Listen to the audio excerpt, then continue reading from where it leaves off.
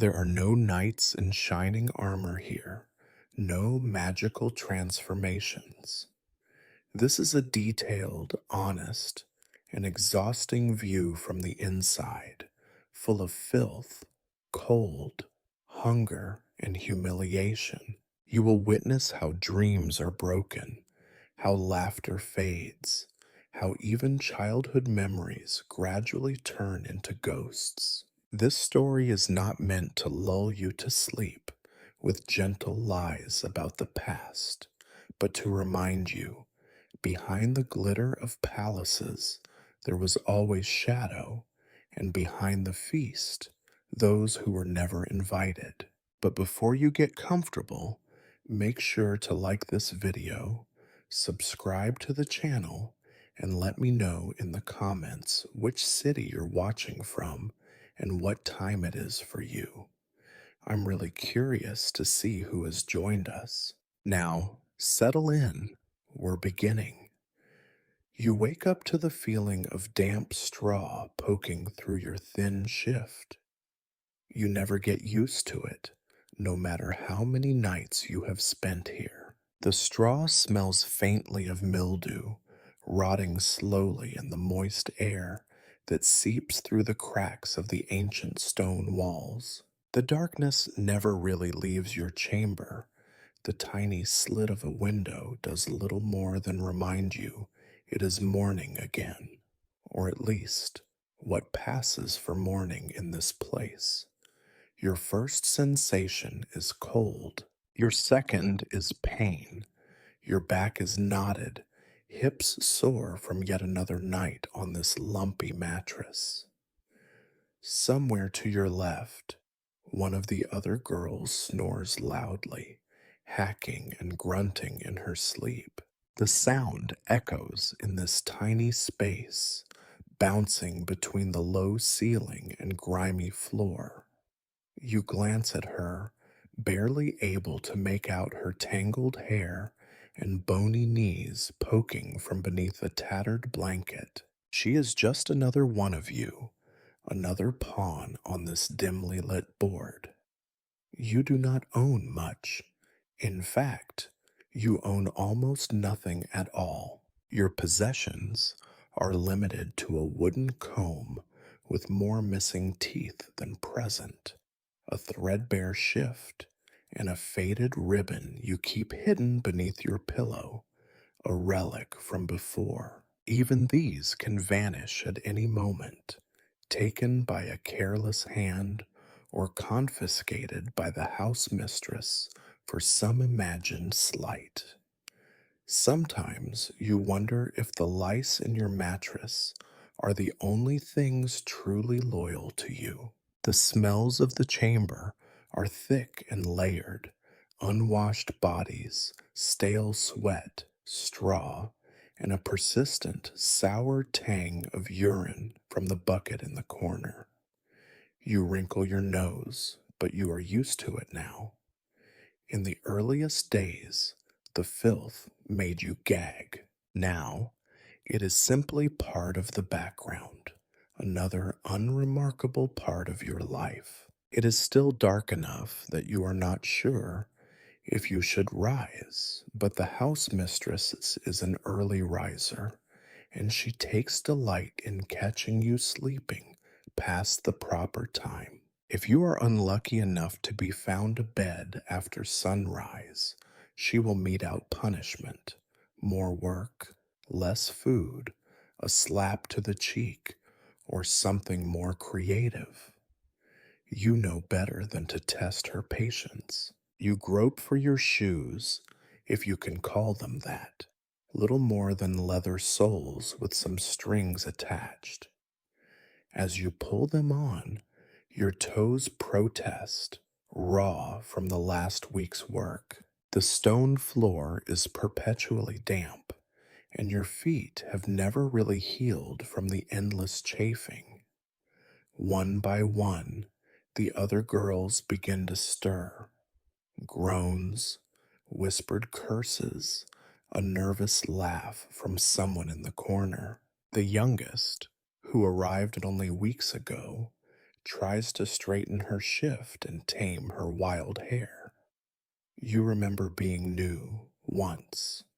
You remember how frightened you were, how each day seemed to bring a fresh humiliation, a new indignity. A rat scurries across the floor, bold and plump from easy pickings.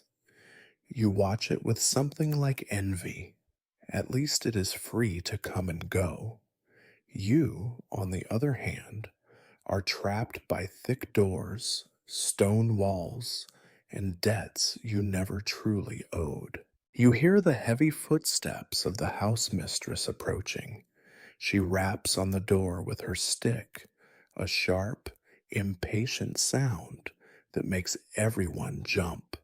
Up, up, no time for lazing. The gentleman will not wait for sleepy girls. You force yourself to stand, biting back a groan as your knees protest.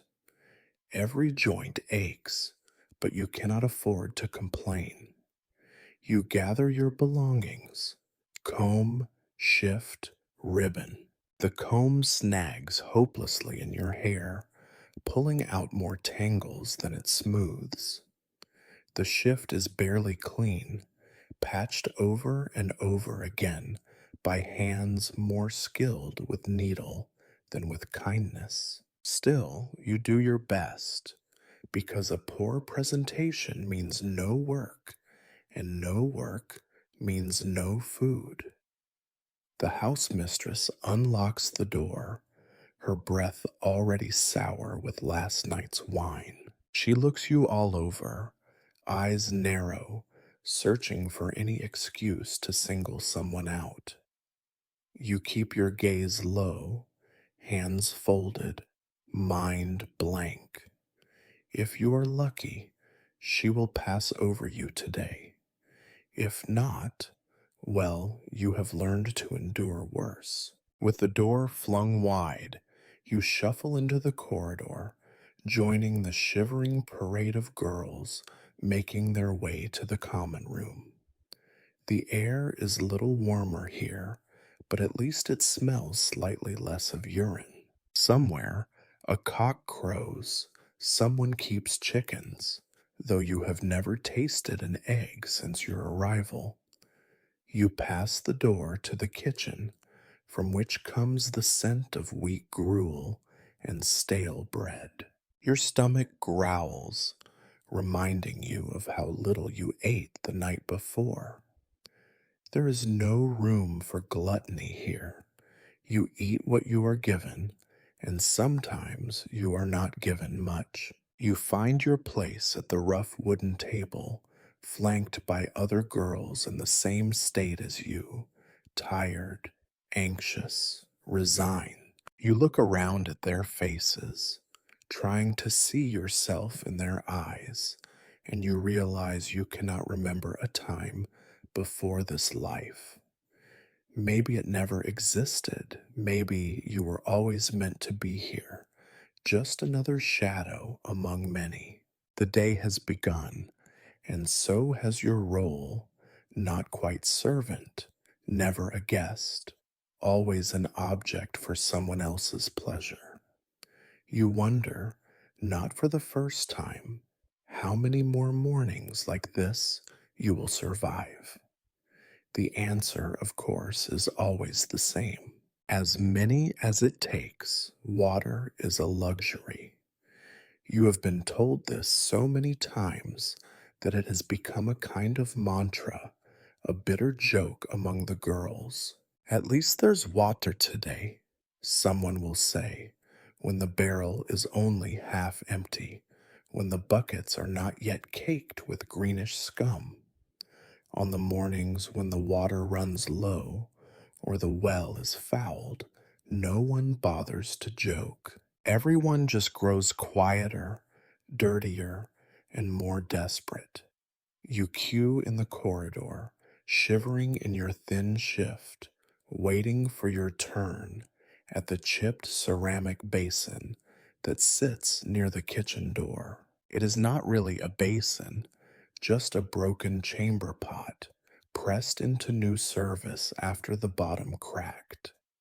The water inside is always cold, no matter the season, and it smells of moss and earth. Sometimes there are things floating in it, a speck of straw, a slick of grease, a drowned insect. You are not supposed to notice these things. You are certainly not supposed to complain. When your turn comes, you dip your hands in first, wincing at the cold. You have learned to be quick. There are many girls and little patience for dawdlers. You splash water on your face, scrubbing at the sticky residue of sweat and dirt that has gathered overnight. The water does little good. It rinses away only the most superficial grime, leaving the deeper filth behind, a stubborn layer of old sweat and old shame. Soap is almost unheard of. Once, a noble woman donated a cracked bar for charity, but it disappeared within hours, cut into tiny pieces and hidden away by the oldest girls. Now, a faint, ghostly perfume sometimes lingers in the air, but you know it is not meant for you. You are left with nothing but cold water and your own rough hands. You try not to think about your hair. It is matted and greasy, tangled into knots by restless nights and careless fingers. The comb you carry is barely up to the task. Most of its teeth are missing, and the rest are blunted by years of misuse. You drag it through your hair anyway, wincing as it catches on a particularly stubborn tangle. There is no point in vanity here, but you must make an effort all the same. If you look too ragged, you will be singled out. If you look too clean, you will be accused of stealing someone else's water. The basin is communal. Everyone uses it, dipping in the same hands, rinsing the same faces, spitting out the same mouthfuls of water after a half-hearted attempt at washing. You have seen girls weep over the basin, their tears lost in the murky water, indistinguishable from the rest. Once, a girl tried to wash her underclothes here. The house mistress caught her and beat her so badly that she could not sit down for a week. Since then, everyone has learned the water is for faces and hands only, nothing more. Sometimes, when you are very lucky, you find a sliver of cloth to use as a wash rag. More often, you must make do with your sleeve, which is just as filthy as everything else. You scrub at your neck, your ears, your cheeks, but the dirt remains. It is as if the world itself is pressing in on you, sinking into your skin, marking you as one of the unclean. Your hands are always dirty. The nails are cracked and blackened, stained with soot from the fireplace, grime from the floor, blood from the times you have scratched too hard at your scalp. You try to clean them, picking at the dirt with a stick, but it never quite comes away. The house mistress inspects hands daily, and a girl with dirty hands risks punishment. Sometimes you wonder if you are being set up to fail, if the whole routine is a kind of test you were never meant to pass. Bathing is a distant dream, a memory from another life. Once, when you were a child, your mother filled a tin tub with warm water, and you splashed and laughed until the whole kitchen floor was wet. Here, there is nothing of the sort. A bath is reserved for the nobility. Sometimes you are sent to fetch water for their tubs, buckets sloshing painfully against your knees as you trudge back and forth from the well. You watch as their maids heat the water over the fire, pour it into shining basins, sprinkle in herbs and rose petals. You are allowed only to watch, never to touch. You have heard stories about the great baths of the city, places where the wealthy go to soak and gossip, where the steam is scented with lavender and the air is thick with laughter. You have never seen such a place, and you doubt you ever will. The only steam you know, Reichtum, rises from the kitchen, smelling of cabbage and onions, settling on your skin in a thin, greasy film. Sometimes, after a particularly long night, you sneak out to the yard behind the house, searching for rainwater that has gathered in old barrels and broken pots. The water is icy, and sometimes there are bugs floating on the surface, but it is better than nothing. You scoop up handfuls, splashing your face and neck, praying that no one sees you. If you are caught, the punishment will be swift and severe. Water is too precious to waste on vanity. Personal hygiene is a battle you are always losing. Lice live in your hair, and you scratch until your scalp bleeds. The house mistress inspects for lice every week, and the unlucky ones are shaved bald as punishment. You live in fear of this, not out of vanity, but because it marks you as vulnerable. The others will laugh, and the clients will notice. There are days when you wonder if you will ever be clean again. The dirt seems permanent, a part of you as much as your own skin. You see it on the other girls, too. The gray shadows beneath their eyes, the red, chapped skin of their hands, the dull, lifeless hair that hangs around their faces. You try not to look in the mirror. There is only one, and it is cracked and warped, distorting your reflection into something monstrous. Sometimes, when the work is slow and the house mistress is in a rare good mood, she allows you a little extra water.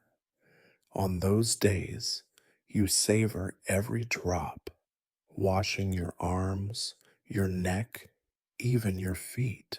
It is not enough to make you clean, but it is enough to make you hope.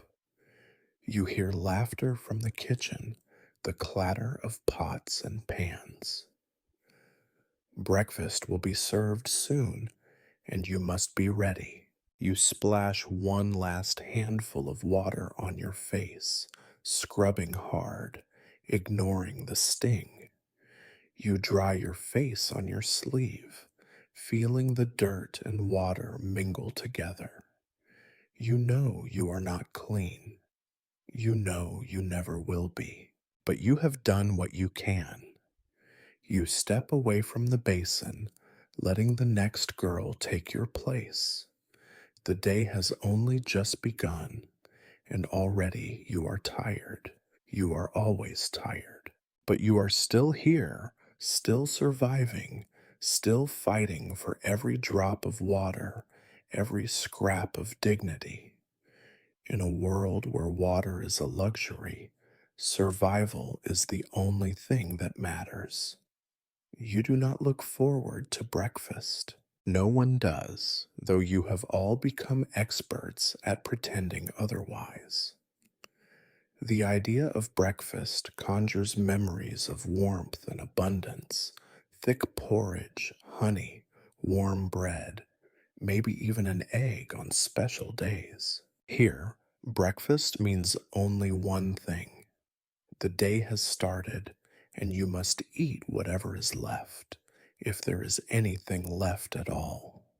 The kitchen is always cold in the mornings, the fireplace choked with yesterday's ashes. You line up with the other girls, clutching your empty wooden bowl. There are more bowls than there are spoons, and more mouths than there is food. The house mistress's assistant, a thin and pinched woman with a voice like a rusty hinge, stands watch over the cauldron. She never smiles, not even when the food is hot and plentiful, which it rarely is. The bread is more accurately described as an edible stone.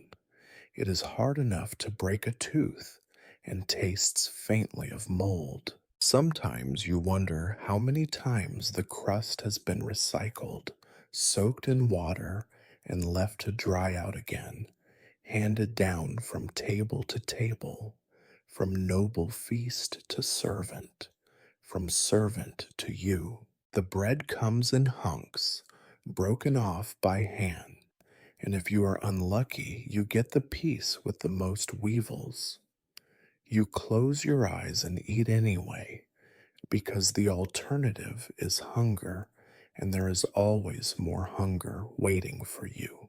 Gruel is ladled into your bowl, a thin, gray mess that clings to the edges and cools almost instantly in the chill air. It is supposed to be made from oats, but there are days when you are sure the cook has scraped the bottom of the barley barrel or just thrown in some unidentified seeds. The flavor is always the same, bland, with a faint aftertaste of smoke and whatever other food was cooked in the pot last week. You eat quickly, not because you are hungry, though you always are, but because if you dawdle, someone might take your share. On rare days, there is cheese. You can tell it is cheese because it is slightly less hard than the bread and has a peculiar odor that lingers on your fingers for the rest of the day. It is always the last thing to be handed out, a sliver at most, and you guard it with your life. Once, a girl tried to steal a second piece. She lost 2 teeth for her trouble and had to gum her bread for a month. Some of the girls try to talk as they eat, but most do not bother. Food is too precious for conversation. You focus on your bowl, on scraping up every last crumb, every drop of gruel. You do not care about manners. No one here does. You lick your bowl clean if you can get away with it, and you suck your fingers dry, savoring the faint taste of salt and ash. There is always a pecking order at the table. The older girls claim the seats closest to the fireplace, though it gives off little heat. The newcomers sit at the edges, eyeing everyone nervously, afraid of reaching for too much bread or looking too eager for food. Sometimes the stronger girls will take food from the weaker ones, a quick grab of the hand or a sharp elbow. The house mistress pretends not to see unless it causes too much of a scene. She says hunger builds character, but you suspect it only breeds resentment.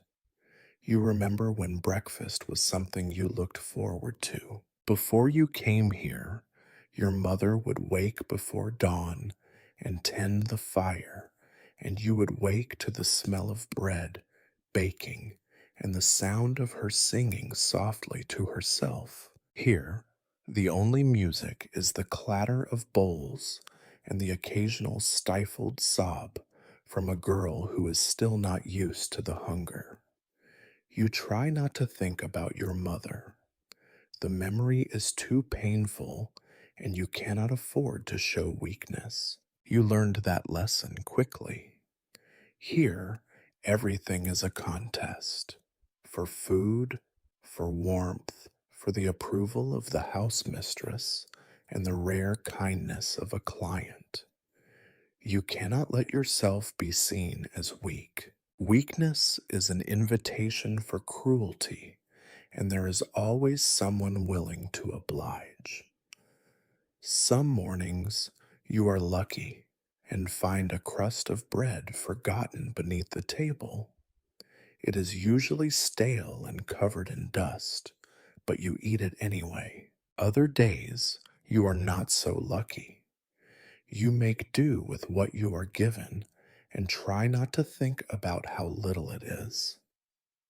When breakfast is over, the bowls are stacked in the corner and the spoons are handed back to the assistant. She counts them with obsessive care, as though you might try to smuggle one away and use it as a weapon, or worse, as a tool for escape. You know better. The spoons are too blunt to do anything but scrape at the bottom of the pot.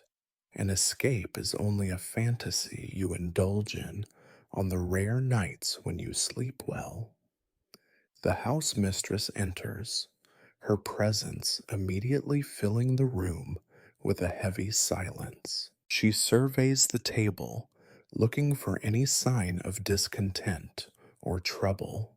She likes to keep the girls hungry, but not too hungry.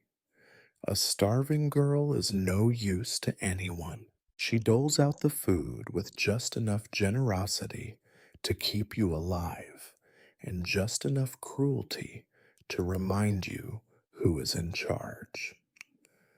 Breakfast ends quickly. There are no second helpings, no lingering at the table. You are expected to clean up after yourselves, to wash your bowls in the same basin you used to wash your faces. The water is now cloudy, tinged with flecks of gruel and crumbs of bread, but you use it anyway. Clean is a relative term in this house. You leave the kitchen with your stomach half full and your mouth dry. There is no water to drink, not until midday, and even then it is rationed. You have learned to sip slowly, to make every drop last. Thirst is just another companion, another reminder that you do not belong to yourself. As you file back into the corridor, the day ahead looms long and uncertain. You try not to think about lunch. There may not be one. You try not to think about anything except the next small task, the next moment you might find a scrap of comfort or a sliver of bread left behind. You have become an expert at survival, at pretending hunger is a normal part of life. In truth, you are always hungry, always but waiting for the next meal, the next kindness, the next day when breakfast might mean something more than a bowl of crumbs. But here, in this house, you know the truth. Breakfast is only a reminder of what you have lost and what you are willing to endure to survive another day. You do not choose when you see the mistress. She chooses when she sees you. Today, she appears immediately after breakfast, her shadow falling across the kitchen doorway before you have even finished drying your bowl on your sleeve. You can always tell she is coming by the way the room falls silent, talk and laughter snuffed out as swiftly as a candle. Even the girls who have been here for years straighten their backs, smooth their hair, try to look busy and unremarkable. The mistress is never in a hurry. She stands in the doorway for a long moment, her eyes flicking over each of you, searching for weakness or rebellion. She is not old. Her skin is still smooth, her hair still dark and neatly braided, but she carries herself with the certainty of someone who knows that fear is a far better servant than kindness. Her lips are thin and her eyes hard, but the thing you notice most about her is her voice, soft, cold, dangerous as a blade. She calls you by name, not the name you were born with, but the one she gave you. That is the name everyone here answers to now. You have learned not to protest.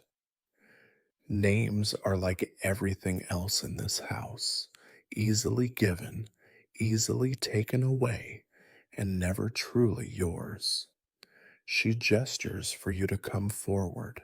You obey, your feet moving before your mind can object. It is always better to go quickly, to avoid any suspicion of hesitance. She looks you up and down. There is no warmth in her eyes, only calculation. She notes the state of your hair, the stains on your shift, the way your hands tremble as you stand before her. She reaches out and lifts your chin with a single cold finger. The skin beneath her nail is spotless, the ring on her hand heavy and cold against your jaw. You have not slept well, she observes. Tiredness is no excuse for sloppiness. There will be important guests tonight. You nod, unable to find your voice. She releases your chin, turning her attention to your clothing.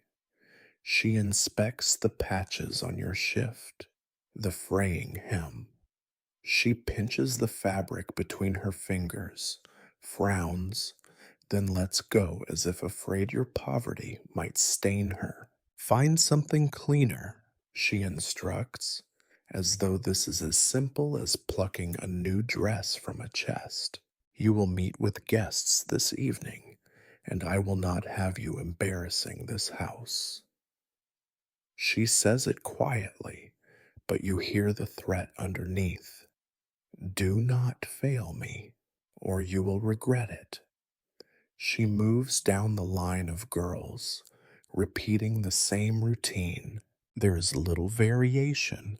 Some are scolded for their hair, others for their posture, or for the way they bite their lips in nervousness. Every detail is noted.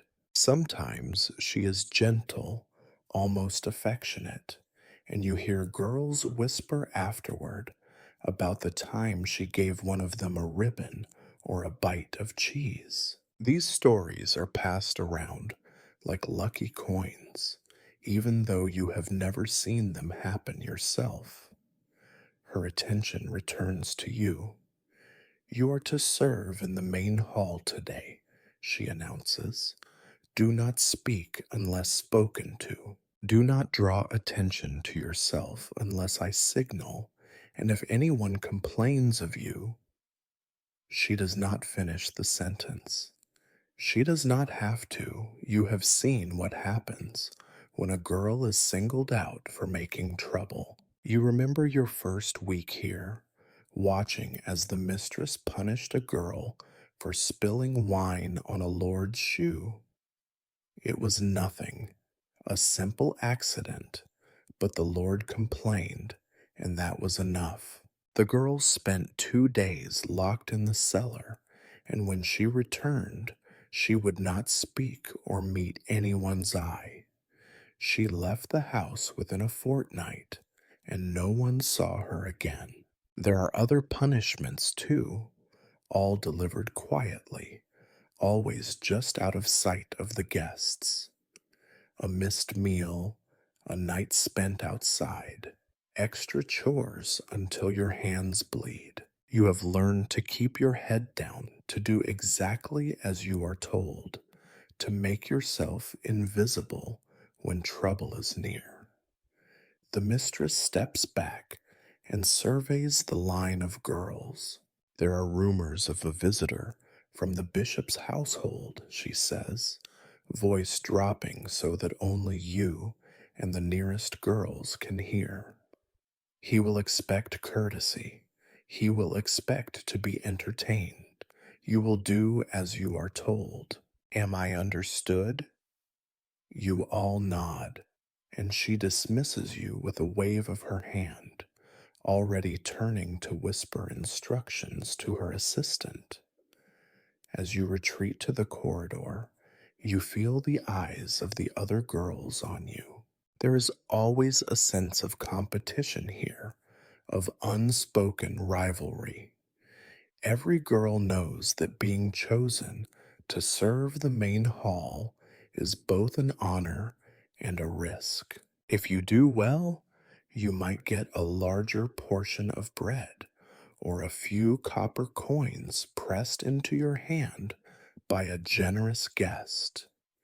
If you fail, you will be made an example. You slip away to the wardrobe, which is nothing more than a chest in the back room, its lock rusted and its hinges squealing in protest. The cleaner shift you are meant to wear is only cleaner in the sense that someone else's stains are older than your own. Still, you change quickly, hiding your own rag beneath a loose board for later. Everything is borrowed here, from your name to your clothes to your dignity. As you dress, you listen to the other girls. They are nervous, whispering about the bishop's man. One says he is old and ugly. Another says he is young but cruel. No one really knows, but everyone agrees that the mistress is more nervous than usual. That is never a good sign. You check your reflection in the cracked mirror. You are pale, eyes ringed with shadow. You try to tame your hair, to smooth your dress, to look like someone who belongs here. It is a performance, but you have learned the steps well.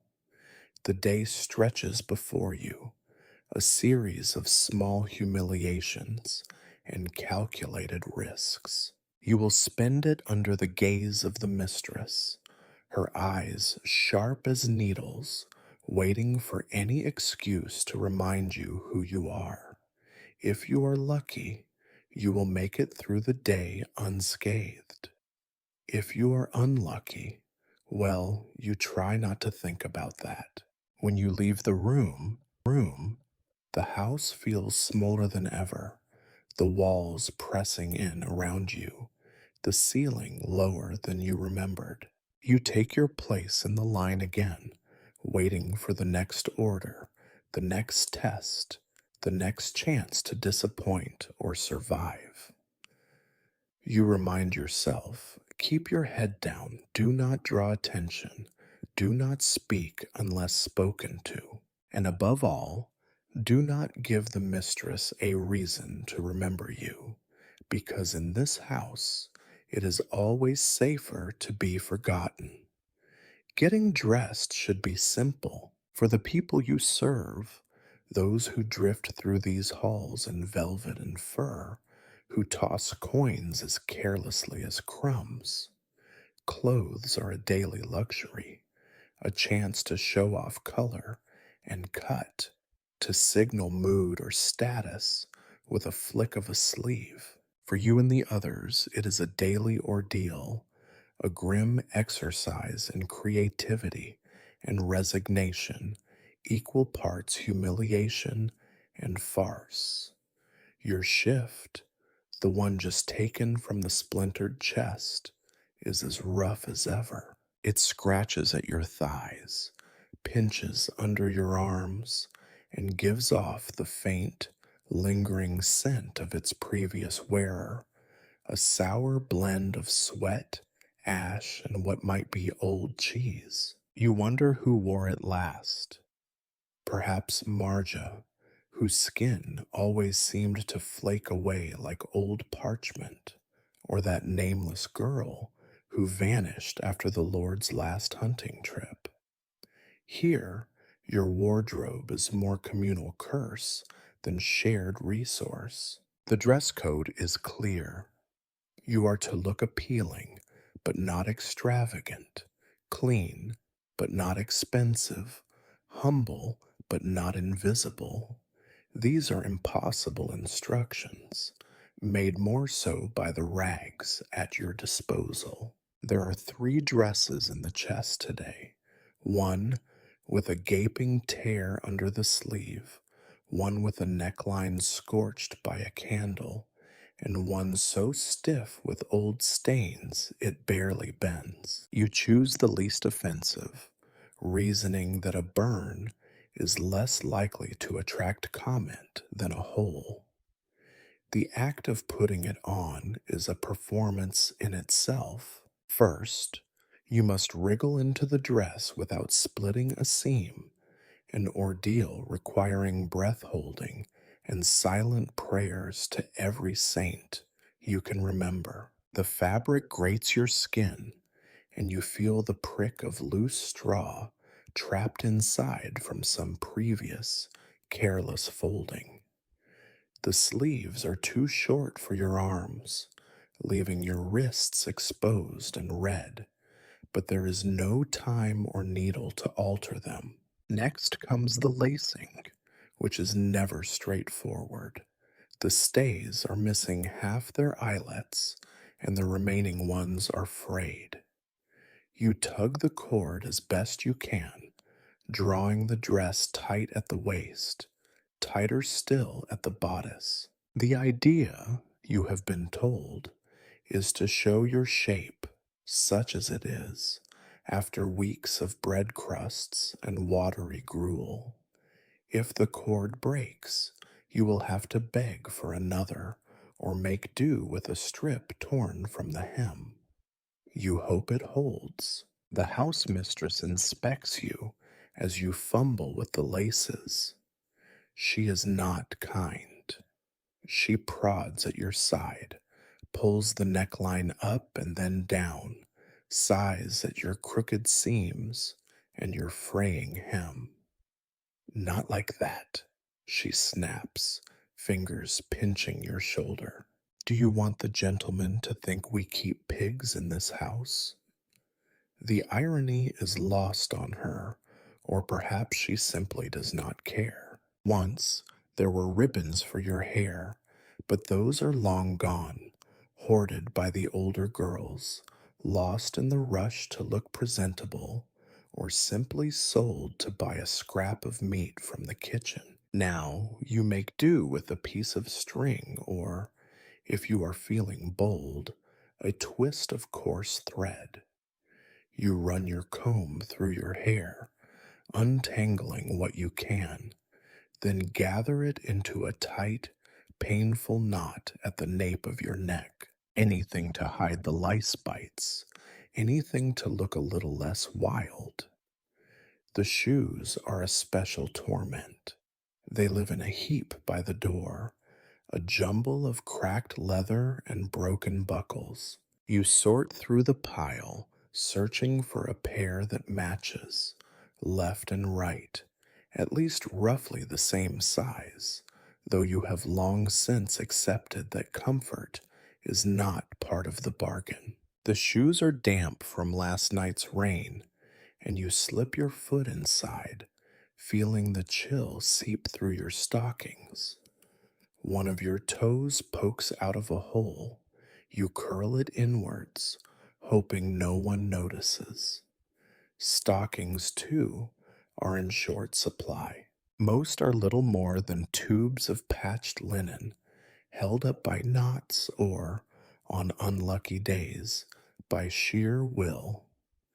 The soles are slick with old mud and sometimes blood from blisters that never heal. You pull them up, shivering, and adjust the hem of your dress to hide the worst of the damage. By now, the room is crowded with girls, all struggling through the same ritual, tugging at sleeves, pinching seams, muttering under their breath as they share a bit of thread or a fragment of soap.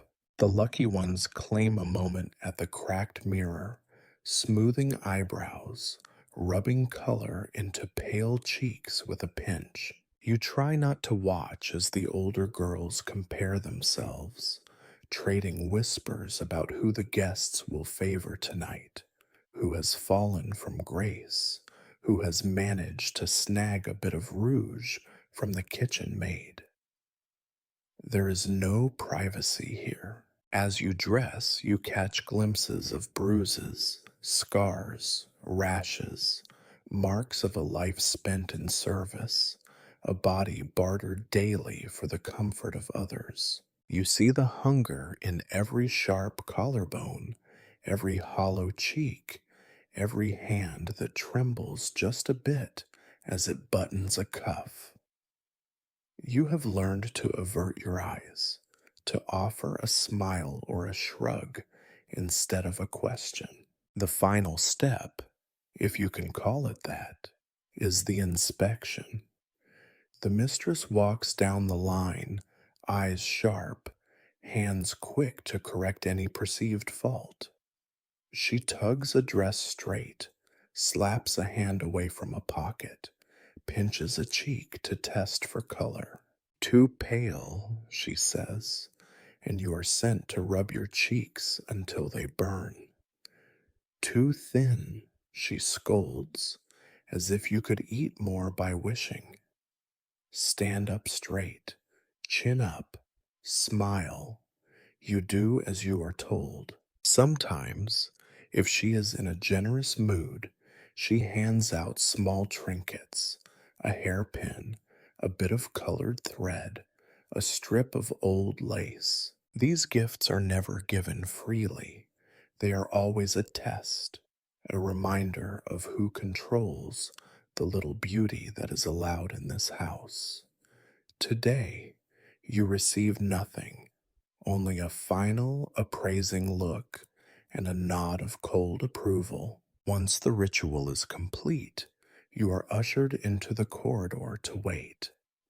The air is thick with the smell of sweat, stale perfume, and fear. You can feel the collective tension, each girl hoping she will not be noticed, or if she must be noticed, that she will be chosen by someone kind, or at least someone quick. There is a strange camaraderie in these moments, a silent understanding that you are all in this together, even as you compete for scraps of affection and survival.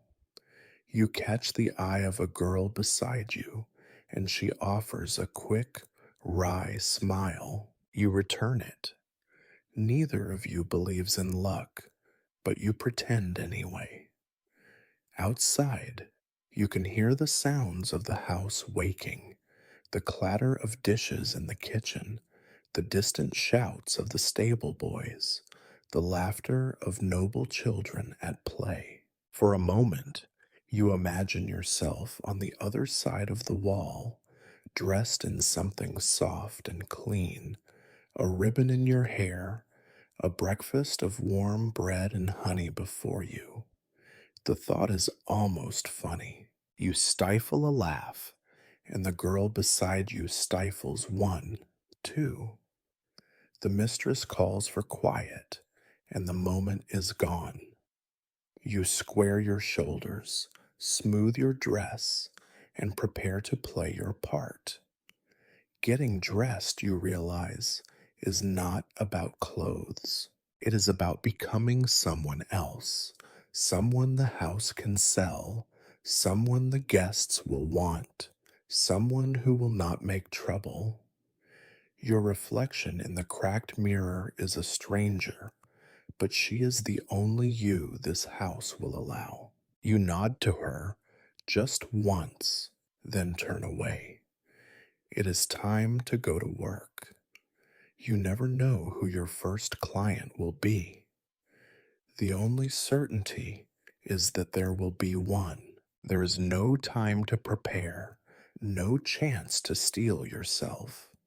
Just a sudden call from the house mistress, her voice slicing through the corridor, sharp and impatient. You, come now, do not dawdle. You swallow whatever feeling you have left, dread, shame, the faint hope for someone gentle, and walk forward, eyes down, hands clasped in front of you. The morning air is damp and heavy. in the parlor where you are sent. Light filters in through a small window, revealing dust motes spinning lazily. The fire is unlit. There is no warmth in this room, only the faint echo of laughter from some distant, richer part of the house, and the persistent odor of sweat, old wine, and damp wood. Today, your first client is a minor nobleman, a boy, really, not much older than yourself, wearing clothes that were probably handed down from an elder brother. His boots are muddied, his shirt wrinkled, and his hair styled in a way that suggests someone else did the work. He avoids your eyes, shuffling from foot to foot. For a moment, you think he might be as nervous as you are. You almost pity him. Almost. He is not alone. There is always a chaperone, a man in black, broad shouldered and silent, who stands in the corner, arms folded, eyes half lidded, but never quite closed. His job is to make sure nothing gets out of hand. His job is also to remind you that you are never alone with the men who visit here. Not really. Someone is always watching. You stand quietly while the noble boy glances at you, then away. The house mistress makes the introduction, her voice syrupy sweet in front of clients, laced with warning underneath. This is one of our newest girls. She is polite, eager to please. You know better than to contradict her. You are whatever she says you are. There is an awkward pause. The noble boy clears his throat, fingers twisting the edge of his sleeve. Well then, he says, his voice cracking. The chaperone grunts. The mistress slips out, leaving the door ajar, always careful, always in control. You move closer, hands still folded, and wait for instructions. Sometimes the men want conversation, sometimes only silence. Sometimes they ask for songs or stories or a demonstration of dancing. Today, the boy wants none of these. He mumbles a question about the weather, and you answer in the simplest words you can manage. He laughs, too loudly, at nothing. He is here for the same reason they all are, not for companionship, but for power, for reassurance that there is at least one place in the world where he can do as he pleases. His discomfort will not protect you. Soon enough, the mask will drop and you will become invisible, a prop for his brief fantasy. You do as you are told. Your voice is soft. Your eyes remain on the floor. When he asks for your hand, you give it to him. His palm is sweaty and shakes as he tries to remember whatever instructions he has received about how to behave. There is no pleasure in this, not for you, not really for him either. This is ritual, performance, transaction. He has come to prove himself. You are here to help him do it. The session is awkward, clumsy, hurried. There is nothing romantic about it, nothing passionate or beautiful. It is uncomfortable, even painful at times, but you keep your face composed. You have learned to hide everything: pain, disgust, even boredom. To flinch is to invite reprimand later, or worse, to be called difficult. Difficult girls do not last long here. When it is over, he sits on the edge of the bed, red faced, wiping his hands on his trousers. He mutters something, maybe thanks, maybe apology, maybe just nonsense. You nod, saying nothing, and move to the window as he pulls on his boots and leaves the room, the chaperone trailing behind him without a word. You sit for a moment, staring at your hands. Your skin is still warm where he touched you, but you scrub at it anyway, as if you could wash away the memory with friction alone. You are given a rag and a minute to tidy the room, straighten the sheets, pick up whatever has been left behind. The smell lingers, a mixture of sweat and anxiety. You breathe through your mouth and open the window, just a crack, before the house mistress returns. She enters silently, inspecting your work. Quickly done, she says, her tone unreadable. She glances around, checking for signs of trouble. She does not thank you. She does not ask if you are well. She simply nods and gestures for you to return to the corridor. As you walk back, the other girls watch you, some with pity, others with a kind of envy. You were chosen first today. For some, that is a kind of blessing. For others, a curse. You say nothing. There is nothing to say. You slip into the washroom and pour a few drops of water over your hands, rubbing them together until the skin stings. The basin is already cloudy with other girls' attempts at cleansing. You dry your hands on your dress and smooth your hair, then check your reflection in the cracked glass. You look the same as before, perhaps a little more tired, a little more hollowed out.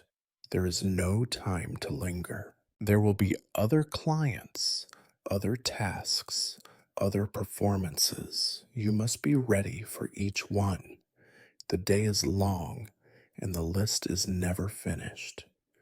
You hear laughter from the end of the corridor, a new group of guests, another set of expectations. The house mistress's voice rings out again, calling for the next girl. You take a deep breath and return to your place in line, folding yourself into the background, making yourself small. You remind yourself that you are not here to feel, only to endure. Each encounter is a number, a mark in the book, a coin in the mistress's pocket.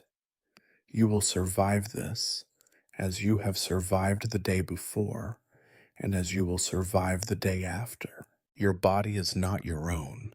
Your time is not your own. The only thing that belongs to you is your endurance, and even that is wearing thin. The morning is not yet over, and already you are exhausted, but there is no rest for girls like you. You soon learn that the real currency in this house is not gold, nor bread, nor even water. It is gossip. Whispers wind through the dark corridors like smoke, curling beneath doors and creeping under eaves. Words here can nourish or poison or simply pass the time between customers. In a world where privacy does not exist, gossip is the closest thing to freedom you have.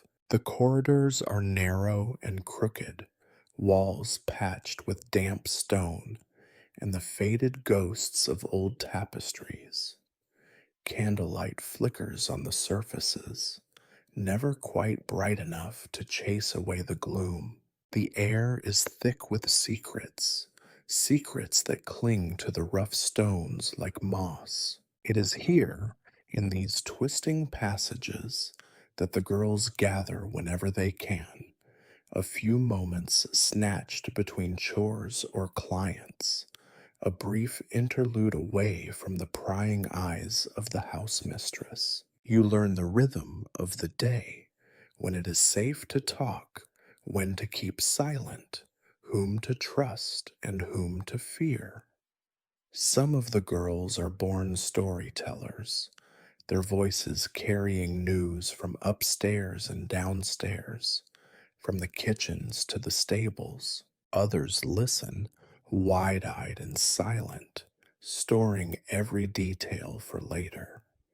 You lean against the wall, clutching your elbows, trying to make yourself as small as possible. You listen, as always, before you speak. The older girls have an instinct for information. They know which servant is sleeping with which guard, who the Lord's favorite really is, which guests are generous, and which ones should be avoided at all costs. They trade stories like beggars trade rags, never giving away everything at once, always holding something back. Today, the talk is of a new face in the house, a merchant's son, soft handed and loud mouthed, who tried to sneak a silver ring into his boot and ended up losing both his dignity and his supper. Another girl, one of the prettier ones, with a bruise blooming along her jaw, snorts and says he cried when he saw the rat in his bed. A boy like that, she mutters, will not last the winter here, not if he keeps crossing the house mistress. There are stories of disaster, too, and they are told with relish. One girl tells of the time she poured a whole cup of watered wine on a noble's lap. The noble was drunk and found it amusing. The house mistress did not. The punishment was 3 days of kitchen duty, scrubbing pots with sand until her hands bled. She holds them up now, palms crisscrossed with scars, and the other girls nod in sympathy and awe. Someone else leans in to whisper about the physician who visits the house once a month. He is the one you want to avoid, she says, voice barely above a breath. His medicines do more harm than good. Last time, he gave a girl a powder for her cough, and she was sick for a week. Stay quiet, do not complain, and maybe he will leave you alone. You make a mental note to remember this. The conversation shifts, as it always does, to the subject of clients, the ones who are rough, the ones who are gentle, the ones who promise gifts they never deliver. The girls compare bruises, swapping tips for avoiding the worst of the pain. Bite your tongue, says one, and he will think you are shy, not bored. Cry at the right moment, says another, and sometimes they stop. It is in these quiet exchanges that you learn the real rules of survival. How to tell when a guest is in a bad mood. How to guess what the house mistress will do before she does it. How to slip an extra crust of bread from the kitchen without being caught. You learn who can be trusted with secrets and who will sell you out for a ribbon or a favor. There is laughter, sometimes, a sharp, brittle sound, but laughter all the same. You laugh at the absurdity of it all, at the clumsy advances of a lord's spoiled son, at the way the mistress tripped over her own skirts in front of the bishop's steward. The laughter is never quite free, but it is a relief, a reminder that you are still alive, still able to feel something other than dread. Then, inevitably, the conversation turns darker. You hear tales of the girls who have disappeared, sent away in the night, never to be seen again. Some say they were sold to other houses. Others whisper of deaths hidden beneath layers of lies and silence. The older girls shrug, pretending not to care, but you see the fear in their eyes.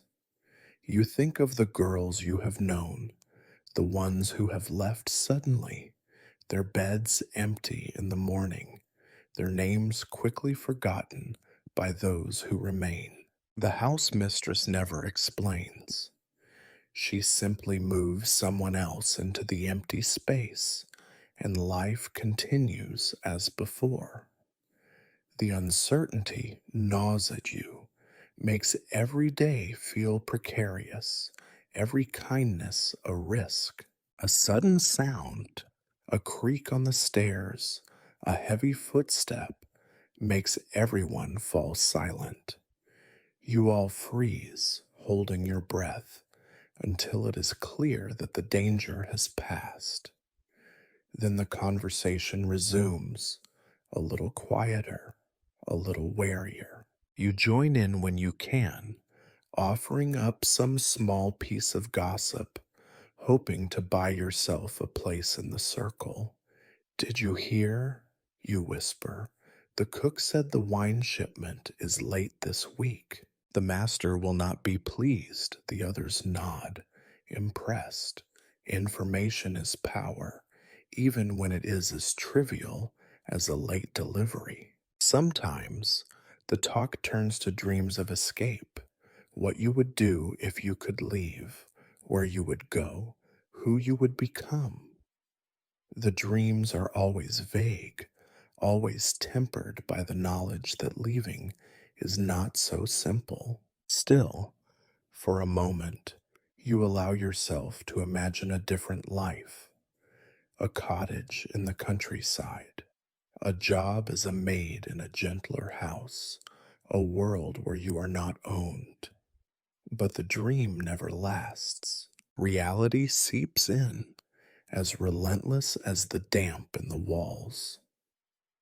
You are here in the corridor with nothing but gossip and each other for company. The conversation breaks up as the house mistress's bell rings from the front hall, summoning everyone back to their duties. The girls scatter, some to clean, some to entertain, some to serve at table. You are left alone for a moment, the echoes of laughter and fear still ringing in your ears. You take a breath, straighten your dress, and step back into the light. The corridor may be dark, but it is the only place in this house where the truth is ever spoken aloud. You carry the stories with you, protection against the uncertainty of the day, reminders that you are not alone, not yet. For now, you survive on gossip and shadows. Tomorrow, you will need them both again. You know it is the healer's day as soon as you wake. The house has a strange, taut silence, as if everyone is holding their breath. Someone mentions it in a whisper over the morning bread crust. He is coming today. A ripple of dread passes through the girls, the bravest making jokes, the rest pretending not to hear. You do not laugh. You know too much. The healer is a fixture of your world, as much a part of the house as the crumbling plaster or the cracked well. He arrives every month, or whenever the house mistress thinks the girls are looking too sickly for her business. His visits are not for your sake, not really. You are checked and prodded like cattle at market, appraised and judged, then either patched up or left to rot, depending on his mood and the mistress's purse. You hear his arrival before you see him, the creak of cartwheels in the yard, the sharp bark of his old hound. The air fills with the scent of strong spirits and dried herbs, an uneasy perfume that clings to the walls for hours after he leaves. Some of the girls pray for a miracle, that he might bring real medicine, that he might not notice them at all. Most settle for the lesser hope, to pass through his hands quickly and without pain. The healer himself is a man of indeterminate age, his face lined and pale, his eyes as sharp as a butcher's knife. He always looks tired, as if the world weighs heavily on his shoulders, or perhaps he just drinks too much of his own tinctures. His beard is flecked with gray and crumbs. His coat smells of mold and smoke. He enters the house with the house mistress trailing at his heels, their conversation a series of low, clipped exchanges about girls and fevers and profit. The inspection begins in the cold morning room, one by one. You stand in a line, dresses shabbier than ever, hands clenched into fists.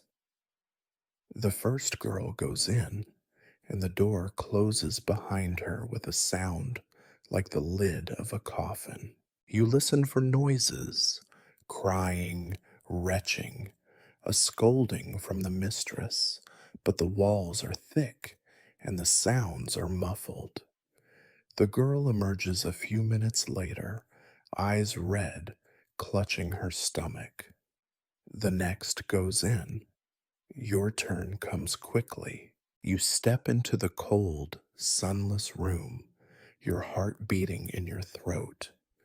The healer gestures for you to sit on a three-legged stool. He barely looks at your face as he opens his leather satchel and lays out his tools, a wooden tongue depressor, a chipped bottle, a wicked-looking needle, a handful of powders in greasy paper packets. He inspects you with the same care he might give to a sheep. He pulls back your eyelids, prods at your gums with a blackened finger. His hands are cold and rough. Open your mouth, he commands, and you do. He sniffs your breath, frowns, mutters to himself. Been sick? You shake your head. He grunts, unconvinced. Next, he examines your arms for rashes, your neck for swelling, your legs for sores. You flinch when he pinches a bruise, one you do not remember getting, but there are so many it hardly matters. He pokes and prods, then orders you to stand and turn. He checks for lice, digging into your scalp with a wooden comb, dragging it through your hair until your eyes water. If he finds anything, he says nothing. The worst is the lecture. He gives it every time, in the same bored, sing-song voice. If you want to stay healthy, you must keep clean. No lying about in wet clothes. Do not scratch your sores. Eat your greens when you get them. You almost laugh at this. Greens are a rare treat, as mythical as unicorns. You nod, as everyone does. Sometimes, if the mistress is feeling generous, the healer gives out tonics, bitter, burning liquids that taste of rot and leave your stomach churning for hours. Today, you are unlucky. He only gives you a scrap of advice and a pat on the cheek that is more forceful than kind. You glance at his bag as he packs up. Sometimes you have seen him slip silver from the mistress or take a bribe to write a note for a girl to rest a day or two. The rest of the time, he moves briskly, already thinking of his next stop. A richer house, perhaps, where his powders buy him a softer chair and a better meal. You are dismissed, stumbling out into the corridor where the line of girls grows shorter with every passing minute. Some girls emerge with bottles to clutch, others with nothing but a warning. Once, a girl came out with her head shaved, lice found in her hair. The rest of you avoided her for days, afraid of sharing her fate. By noon, the healer is gone, leaving a trail of sharp smells and nervous whispers behind him. The house mistress surveys the group, satisfied or disappointed, depending on how many girls will last another month. She makes notes in her ledger, not about your health, but about your worth to the house. The aftermath of the healer's visit lingers. The girls compare notes, sharing horror stories and advice. If he asks about pain, say no, one girl warns. If you get a tonic, drink it slow, or you will be sick. Someone jokes about the healer's beard, and for a moment, the fear lifts. Still, you feel no better. Your body aches in all the usual places. Your scalp still tingles where he searched for lice. Your head swims with the scent of his powders. You try to believe you are healthy enough to survive another month, but you know the truth. Here, illness is not a matter of if, but when. You have watched girls fade, coughing blood, their skin turning yellow or blue, their strength ebbing until they can barely stand. Sometimes the healer comes, sometimes he does not. Sometimes he helps. More often, he leaves you with little more than a scratchy throat and an empty promise. The house mistress cares only that you are presentable. The healer cares only that he is paid. You learn to care only for survival. By evening, the routine returns: clients, chores, scraps of gossip. The healer is forgotten for now, swept away by the next crisis. But you remember. You remember the feel of his cold hands, the sting of his questions, the way your body is never truly your own. Tomorrow, you will hide your bruises and your cough. You will stand in line with the others and pretend not to fear the next visit, because here, sickness is always waiting, and the healer always comes back. Life behind the palace scenes is a constant balancing act, a shadow world that exists just beyond the marble halls and velvet curtains. You are never truly inside, never truly out. You hover in doorways, slip through back passages, and learn to move quietly in rooms that were not built for you.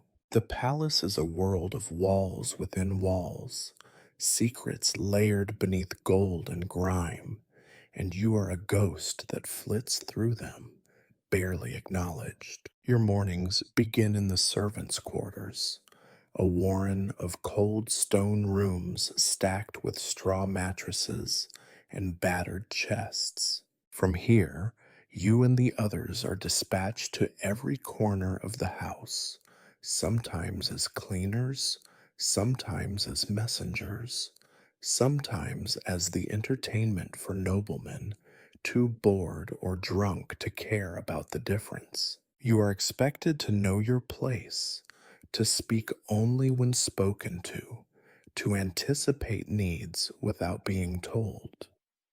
The back corridors are your domain, narrow and low ceilinged, thick with the scent of spilled wine, candle wax, and old potatoes. You learn every shortcut and hidden stair, every squeaky board and loose stone. You become expert at eavesdropping. Information is as valuable as food here. You listen at doors, picking up scraps of conversation, a lord arguing with his steward, the cook cursing the cost of flour, the mistress scolding the scullery girls for being too slow. You sometimes cross paths with the jesters and footmen, the invisible army that keeps the palace running while the lords and ladies sleep late and dine long. There is an understanding among the lower ranks, a silent agreement to look out for one another, at least a little, when it does not cost too much. You trade favors, a warning about an angry guest for a slice of extra bread, a hint about which corridors to avoid for a candle stub or a piece of twine. Sometimes the jesters bring news from the outside, a festival in the town, a hanging at the crossroads, a rumor of plague in the next village. It all blurs together, part of the endless undercurrent of survival. But alliances here are never certain. The footmen can be cruel, especially when they know they will not be punished. A spilled drink, a misdelivered message, a wrong look at the wrong time. Any of these can earn you a shove or a slap, and no one will interfere. Some of the older girls know how to flirt with the guards for small privileges, a little meat, a longer break, a secret bottle of ale. You learn to watch and mimic, though the price is always higher than you expect. Every room in the palace tells its own story. You see the kitchens, always hot and stinking of sweat and boiling fat, where the cook rules with an iron ladle and a sharper tongue. You learn to keep out of her way unless you want to taste her temper along with your meal. The pantries are tempting, but guarded, and you have heard what happens to girls caught stealing. You carry trays to the main hall, careful to walk softly, balancing dishes piled high with roasted meats and sugared fruits. The nobles barely notice you as you serve, except when something goes wrong. Then all eyes are on you, first with amusement, then with scorn. The house mistress hovers in the doorway, always watching, always ready to step in and offer an apology on your behalf, her smile thin as a blade. Later, she will make you pay. There is a hidden hierarchy among the servants. Some are born to it, sons and daughters of cooks and butlers, proud in their small way, knowing the rules by heart. Others, like you, are always outsiders, tolerated only as long as you are useful. You are reminded of this daily, in 100 small ways. The sneers of the stable boys, the way the housekeeper's daughter takes the best blanket for herself, the careless cruelty of those one rung higher on the ladder. Behind the palace scenes, you see the lords and ladies at their most vulnerable. You watch them argue and weep, witness their secrets and shames, hear the lies they tell to each other and themselves. Sometimes you are called upon to play a part in their games, a silent witness, a confidant, a distraction. You become skilled at pretending to listen, at keeping secrets that are not yours to share. Danger lurks here too. Not all threats come from the nobility. Jealousy breeds in close quarters, and a careless word or misplaced rumor can cost you dearly.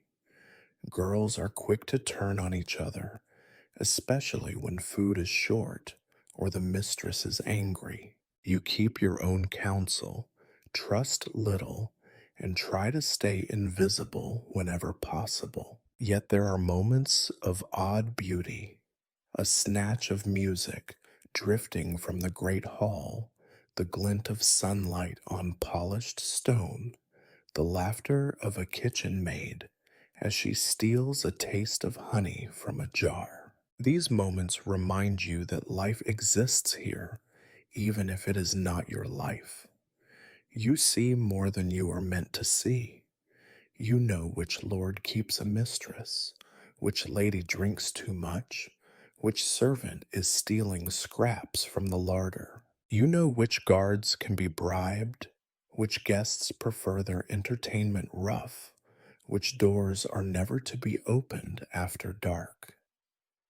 You hold these secrets close, not out of loyalty, but because information is your only protection. Sometimes you catch a glimpse of yourself in a polished plate or a pane of wavy glass. For a moment, you imagine you belong here, part of the great glittering machine. But the illusion never lasts. Someone barks an order, or you catch the eye of a passing noble who looks through you, not at you, and you remember your place. Behind the palace scenes, there is no glory, only survival. You move like a shadow, part of the machinery, knowing that you are seen only when something goes wrong. It is safer that way. You return to your narrow bed at the end of the day, hands aching, head full of secrets. In the darkness, you replay what you have learned, weighing the risks, calculating who to trust and who to fear. Tomorrow, the machinery will start again. You will move through the corridors and kitchens, a silent observer, gathering stories like crumbs. Because in this place, behind the palace scenes, you are nothing but a whisper, useful for now, invisible always, and always, always expendable. The word reception might conjure images of joy and laughter, of noble guests mingling in candlelight, their goblets raised in merry toasts. For you and the other girls, though, a reception is nothing more than an ordeal, a ritual humiliation wrapped in the trappings of civility, another chance to be paraded like livestock before the very people who own nothing of your pain. Evening falls quickly in the palace. The light outside is already failing by the time you hear the first bell. The house mistress becomes a whirling storm, barking orders at everyone within reach, pinching cheeks to bring color, pulling at the hems of your dresses, and tisking at stains she herself would never bother to clean. She inspects you one by one, nostrils flared, as if the scent of fear or sweat could single out a girl unworthy of display. You smile more. You stand up straight. You do something about your hair, God's wounds. Do you want to frighten the guests? She spins away before you can answer, already dissatisfied with the next girl in line. Your rib cage aches from the tightness of your dress. Your feet are pinched and raw in shoes that do not fit. You have long since learned that comfort is not part of your job. You are led to the great hall, an expanse of flagstones and faded banners, where the nobles gather to eat and drink and gloat over their own importance. The air is thick with the smell of roast meats, spiced wine, and perfumes meant to cover the stink of bodies pressed too close together. Musicians saw away at lutes and viols, their music lost in the din of conversation and the clang of goblets. You and the other girls are arranged along the wall, part of the decor. You stand in a practiced pose, one foot slightly in front of the other, hands folded neatly, eyes lowered but not shut. To stare is rude, to look away is insolent. The correct expression is a careful blankness, inviting without being eager, attentive without being too present. The house mistress stands nearby, eagle eyed, ready to pounce on any mistake. The lords and ladies drift past you in waves. Some are young and bold, their laughter bright and cruel. Others are older, faces carved into permanent sneers of disdain. They discuss politics and horses, wars and marriages, the quality of the latest shipment of wine. To them, you are less than the furniture, until they are bored enough to remember you.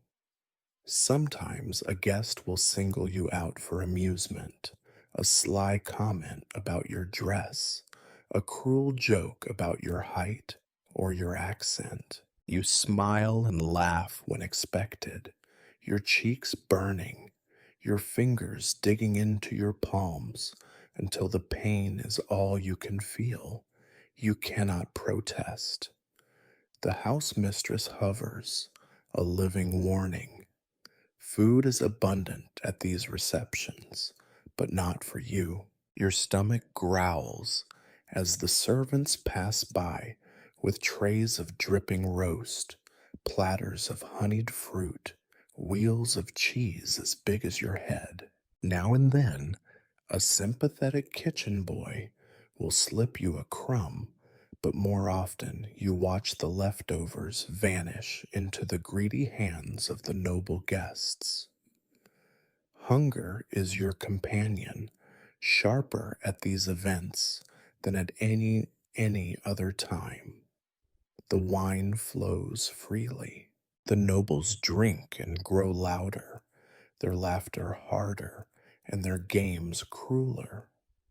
You are sometimes forced to pour wine into their goblets, your hands steady even as they paw at your arm or spill it down your dress. Clumsy thing, they jeer, even when they are the ones at fault.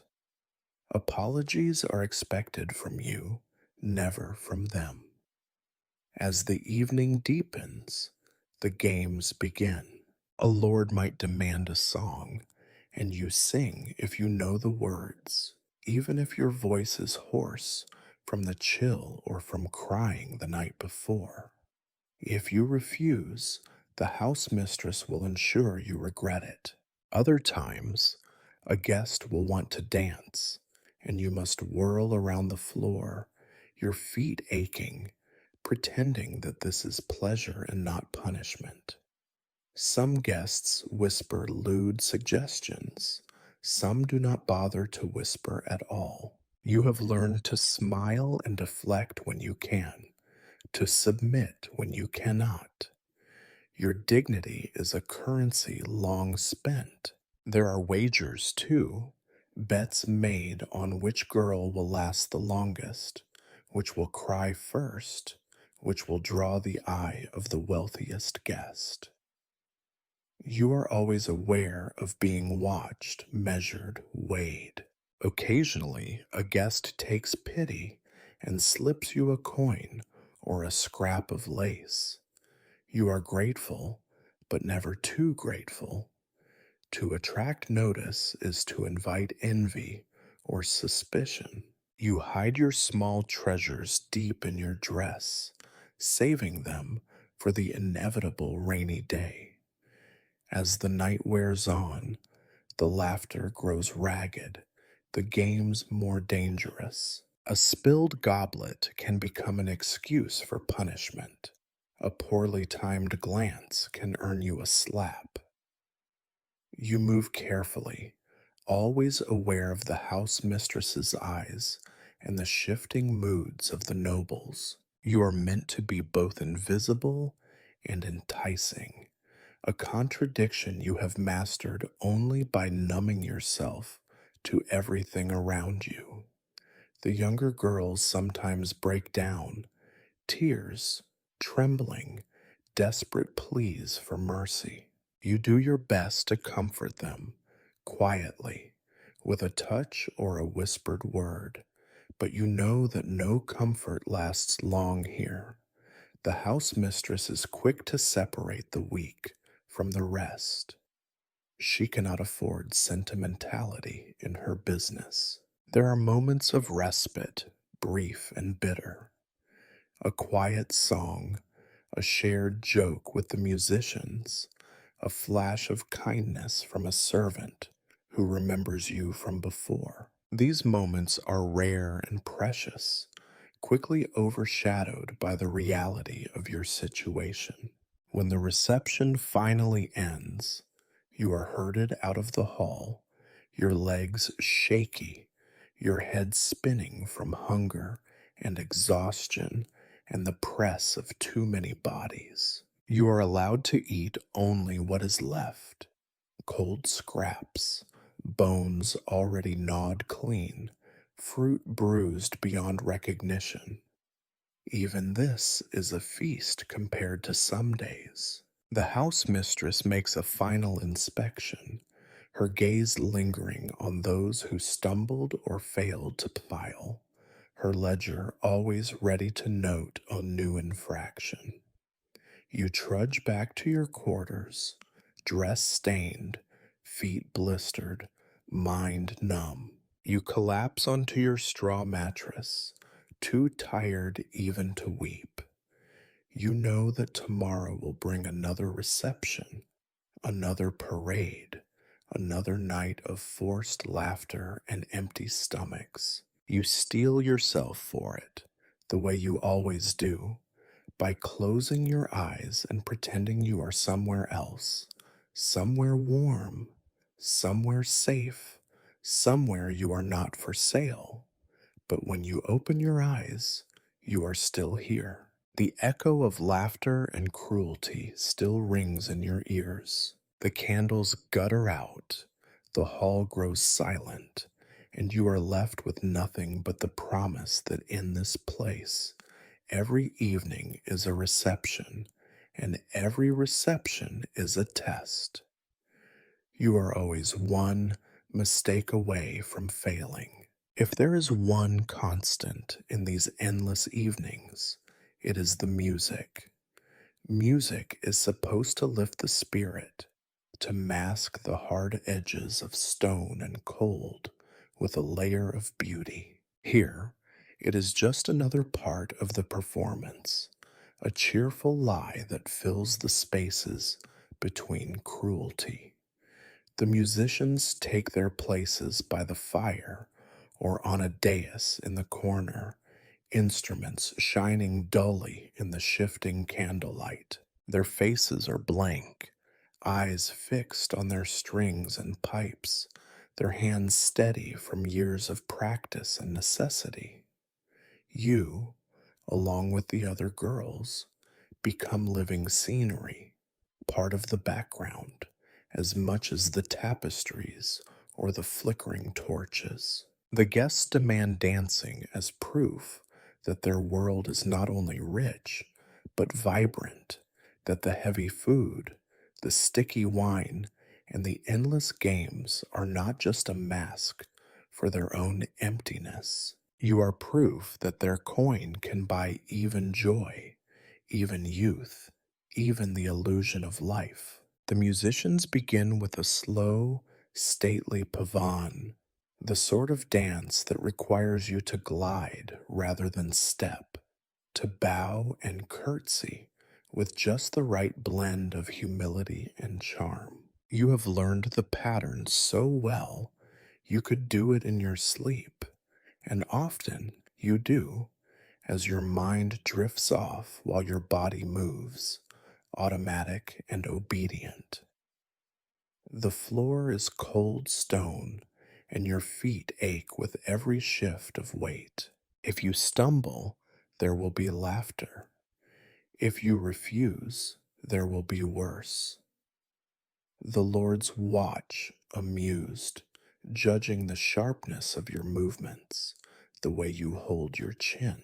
The ladies murmur, sometimes envious, sometimes disdainful, their gloved hands hiding secret smiles. The girls around you try to catch the eyes of important guests, a raised eyebrow here, a fleeting smile there, a practiced flutter of lashes. Sometimes this effort pays off in a coin or a quiet word. Other times it draws only attention from the wrong person, a bored noble with too much wine and too little mercy. The music changes, a faster galliard, a boisterous branley, something that demands laughter and spinning skirts. The guests clap in rhythm, spurring you on. You feign delight, though you are dizzy, though your shoes pinch and your lungs burn from the effort. You become skilled at moving just enough, at hiding fatigue behind a painted smile, at never stepping out of line. These dances are not only for entertainment, they are an opportunity, sometimes the only one, that your house mistress seizes to negotiate, to bargain, to arrange deals that have nothing to do with you and everything to do with your body and your value. You can see her hovering at the edges, her eyes darting between you and the clusters of men who watch, her mouth twisted in calculation. The guests are not subtle. They whisper behind their hands, appraising you as you move. A nod here, a flick of the fingers there, a coin palmed discreetly into the house mistress's hand. Sometimes she is summoned over for a conversation. A gentleman wishes to reserve a particular girl for later. A merchant wants a private audience. A visiting knight inquires if there are any new faces among the dancers tonight. You see the exchanges, the weighing of worth, the quick glances, and know that your fate is being traded in these moments, your future negotiated over the sound of violins and laughter. No one asks you what you want. You are merchandise, set to music, animated by the need to survive. When the deals are made, you are summoned by a tap on the shoulder or a snap of the fingers. Your name, never your real one, but the name the house mistress gave you, becomes a price whispered in the dark. You have learned not to react, not to flinch, even as your stomach knots with dread. Sometimes, a dance is the prelude to a private conversation. A noble will step forward, offering his hand with practiced charm, leading you into a circle of light. You pretend not to notice the way his grip tightens, the way he pulls you a little too close, the way his words slither around your ear, promises and threats in the same breath. If he is powerful, you laugh at his jokes. If he is dangerous, you let him lead. The musicians watch, their faces still blank, but you know they see everything. Everyone sees everything here, and everyone keeps their own counsel. Between dances, you stand along the wall, breathless, hearts hammering, hands cold and slick with sweat. The house mistress sweeps past, her eyes quick to spot a wilting smile or a crooked hem. Fix yourself, she hisses. You are here to please. You tuck stray hairs behind your ear, pinch color into your cheeks, force your lips into a smile. The musicians begin again, and you step forward as if nothing has changed, as if you are not being watched and measured with every beat. Sometimes the musicians are drunk. Their music turns wild, the rhythm slips, and the dancing becomes a chaos of twirling bodies, shrieks of laughter, the clatter of shoes on stone. The guests love it. Some join in, stumbling, spilling wine, dragging the girls into their games. You are swept up in the storm, pretending to enjoy it, holding on until the music dies and order is restored. Behind the laughter, deals are struck. You see it in the way the house mistress leans in to speak to a merchant, her voice syrupy and false. You see it in the way the steward marks a name on his slate, in the hush that falls when a powerful guest enters the room. Every dance is an audition, every smile a bargain. You wonder if they remember the next morning what was said and promised, or if you are the only one who keeps the tally. When the music finally stops, your legs ache, your throat is raw from forced laughter, and your face hurts from too much smiling. The nobles drift away to their chambers. The musicians pack up their instruments, and you are left with the house mistress's tally: who pleased, who failed, who will be punished, and who will be sold. You retreat with the other girls, exhausted, feet swollen, minds spinning. You whisper to each other in the corridors, sharing scraps of news and warnings. The merchant asked for you, someone murmurs. The steward was watching you all night. There is pride in these whispers, and fear, and the knowledge that every deal made in the flickering candlelight will have its price come morning. You fall into bed, heart pounding, the echo of music ringing in your ears. You dream of dancing, of spinning out of reach, of running through halls that never end. But when you wake, you are still here. The deals have been made, and you will dance again.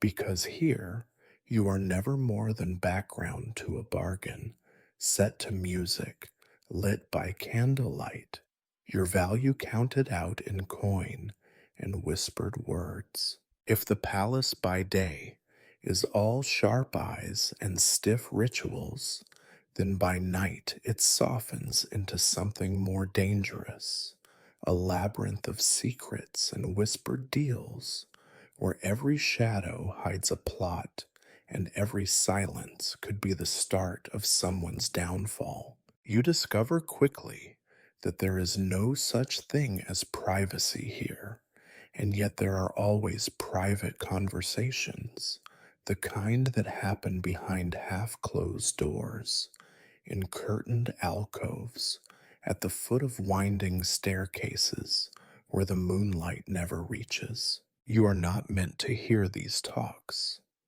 In theory, your ears are for compliments and commands, your lips for smiling and compliance. In practice, you hear everything. You cannot help it. The palace is built of echoes, and the girls are everywhere, moving silently, their eyes lowered, their minds always alert.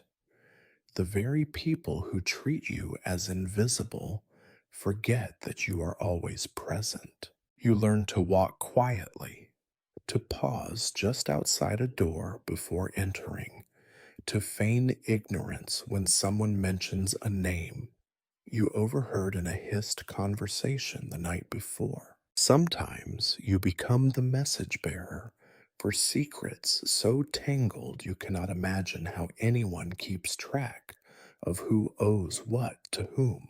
Other times, you are simply a witness, a silent shadow pressed into a corner as noblemen argue, lovers quarrel, or enemies conspire. Tonight is no different. The house mistress is tense, flitting from room to room with a tightness in her face that signals trouble. You are summoned to bring wine to a small parlor, one not usually used for entertaining guests at all. But tonight, candles burn low and figures cluster in the shadows, voices pitched low. As you enter, you catch snippets. The bishop's man, too much silver, the ledger, must be moved tonight. You do not look at the speaker. You set the wine down and back out, slow and silent. You will remember every word.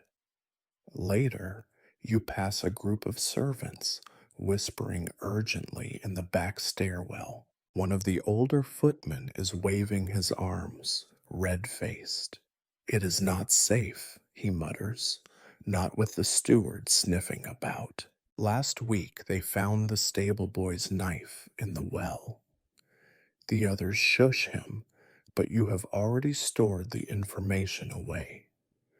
Another piece in the endless puzzle. You become aware of patterns, which guests slip away during the feasts, which maids are called upstairs after midnight, which nobles avoid each other's eyes. You watch as kitchen maids pass secret notes to guards, as jesters whisper rumors in the ear of a merchant's wife, as the house mistress herself slips a sealed envelope to the steward with a look that could cut stone.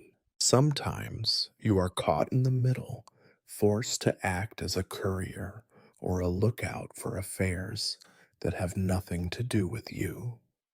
The house mistress might hand you a letter, her instructions clear. No one must see you give this to the blacksmith's boy. If anyone asks, you were sent to fetch apples from the market. You do not ask questions. You know better. You know better. The less you know, the safer you are. But in this house, ignorance is never complete. Not all secrets are so grand. Many are small and mean. Who stole a coin from the laundry, who is sick and hiding it, who crept into the Lord's study and left muddy footprints on the rug. These secrets are traded as favors or threats, or sometimes just for a moment of safety. You learn to keep your own secrets close, to offer up someone else's if the moment demands it. Survival here is measured in silence and careful speech.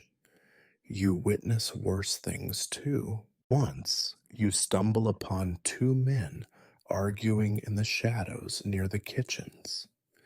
Their voices are sharp, words slashing at each other. You hear the crack of a slap, the hiss of a threat. One of them notices you and smiles, cold and thin, as if daring you to repeat what you saw. You nod, eyes down, backing away with a mumbled apology. That night, you lie awake, certain you have made yourself a target. For days, you avoid the kitchens. There are rumors of poisonings, of ledgers tampered with, of money stolen, and blame passed to those least able to defend themselves. Once, you see a noblewoman pressing a purse into the hands of a guard, his silence purchased with silver and a promise. You wonder how many secrets pass in and out of the palace on any given night, carried in skirts and sleeves and beneath the buttons of servants' coats. It is not always possible to avoid involvement. Sometimes a nobleman takes a liking to you, seeing not a girl, but a convenient pair of ears. He confides in you, spilling half truths and outright lies, as if you are his confessor. You are supposed to feel honored, but all you feel is danger. You smile, you nod, you remember every detail, every name, every threat that might be useful later. There are, inevitably, stories of violence. A girl disappears, and everyone knows not to ask. Someone is found weeping in the laundry, her dress torn, her face bruised. The mistress issues warnings in a soft, cold voice. You are safe here if you do as you are told. You know better. There is safety only in invisibility, and even that is fragile. Your life is full of secrets you do not want. Some you guard carefully, hoping they will buy you mercy.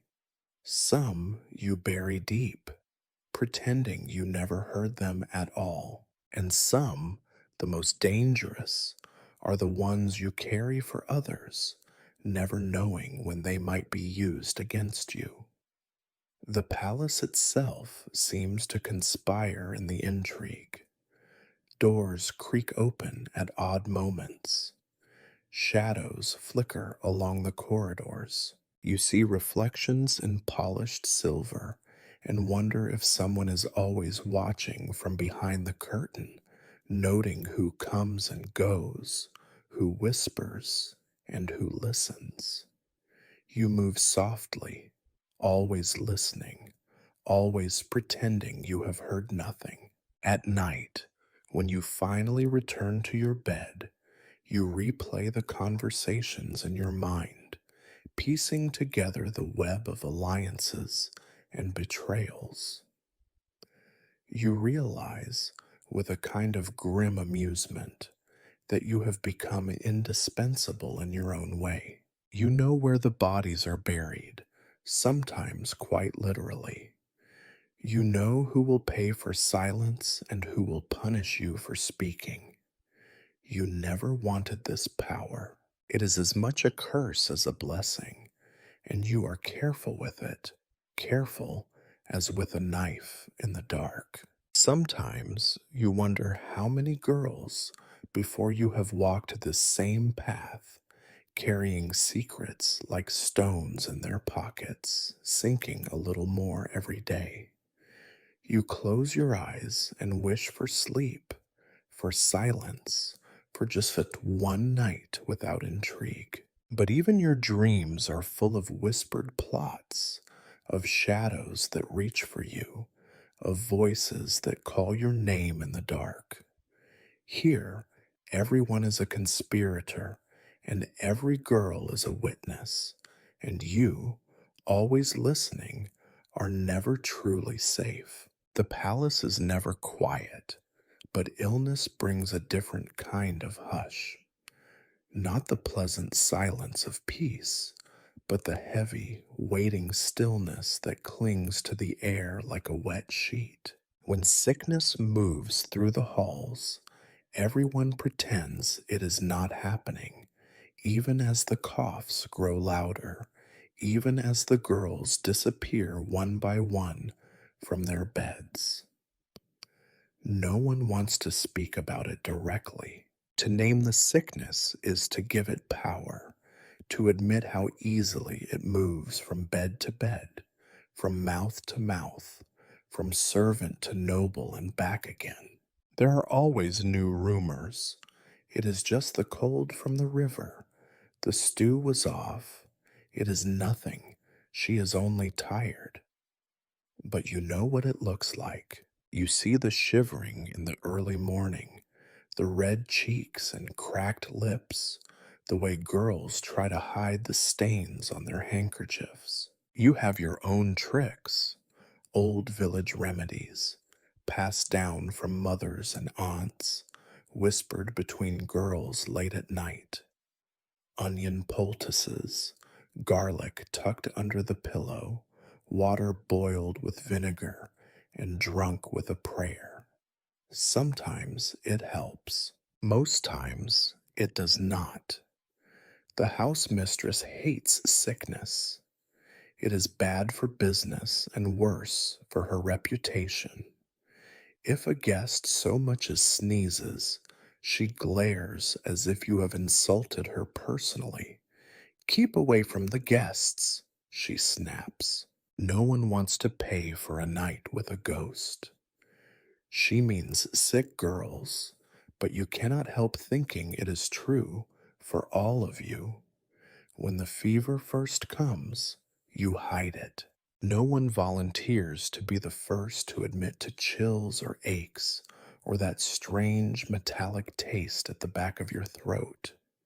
To be ill is to invite suspicion and punishment, less food, extra work, a sharp tongue, and the threat of worse. The house mistress has no patience for weakness. She has seen too many girls fall and does not intend to lose more coin than necessary. Sometimes the healer is summoned, and his visit is always a mixture of hope and dread. He inspects the sick, his nose wrinkling at the smell of sweat and fear. He prescribes his usual boiled herbs, a bitter draught, a slap to the cheek if you seem to be faking. The house mistress listens, arms folded, eyes cold. If you are not better by tomorrow, you will be sent to the cellar, she warns, as if the dark and cold might frighten the fever out of you. The cellar is the last resort. Everyone knows this. There is no light, only damp stone and rats, and the endless drip of water. Girls who go down rarely come back up. You have seen the remains left behind: a broken comb, a scrap of dress, a name forgotten almost before the body cools. Death here is not dramatic or heroic. There are no funerals, no mourning, no prayers offered for the soul. If a girl dies, she is carried away in the night, her things quickly divided among the living. The house mistress scrubs her name from the ledger, moves another girl into her bed. Life continues, grim and unchanged, but the fear lingers. Every ache is suspect, every cough a warning. You count the days since your last fever, since the last girl coughed blood into her sheets, since you last heard the shuffle of feet down to the cellar. You lie awake at night, listening to the breathing of the girls around you, searching for that telltale hitch or rasp. Some of the girls believe in talismans, bits of ribbon, scraps of bone, odd stones kept in secret pockets. They mutter charms and prayers, make bargains with saints and spirits alike. You try not to mock them. Faith is another way to survive, and you need every weapon you can find. The nobles do not get sick the way you do. If they catch a fever, they are nursed in their own chambers, given broth and clean sheets, visited by real physicians who arrive with bags of silver and jars of honey. Their sickness is a private matter, spoken of in whispers and dealt with quickly.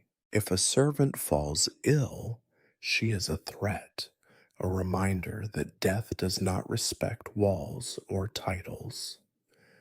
Sometimes you wonder what it would be like to die here. Would you even notice at first, or would you simply slip out of yourself, unnoticed as your body fails? Would anyone remember your name a week later, or would you become another shadow, another rumor for the girls to whisper about over bread and gruel? You are not afraid of death itself, not really. You are afraid of dying alone, afraid of being erased. Fear is the true sickness in the house. It spreads from girl to girl, as quick and deadly as any fever. It settles in your bones, keeps you awake at night, makes your hands shake when you try to tie your hair. You watch the older girls closely, searching for some sign that it gets easier, that you might survive long enough to see the end of winter. Most times, they just look tired, their eyes hollow, their smiles brittle.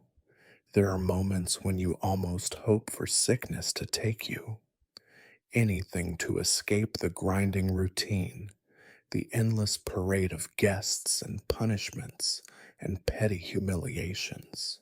But then you remember the cold of the cellar, the way the house mistress looks at you, the knowledge that someone else will take your place before your body is even cold. And so you cling to life out of habit, if nothing else. You become an expert at pretending. You smile when the guests demand it. You sing and dance even when your head swims with fever. You hide your coughs, your aches, the bruises and chills. You survive for now, but the fear never leaves you. It curls up in your belly and waits. It is the only constant, the only certainty. Sickness is always coming for someone. You just pray it will not be you.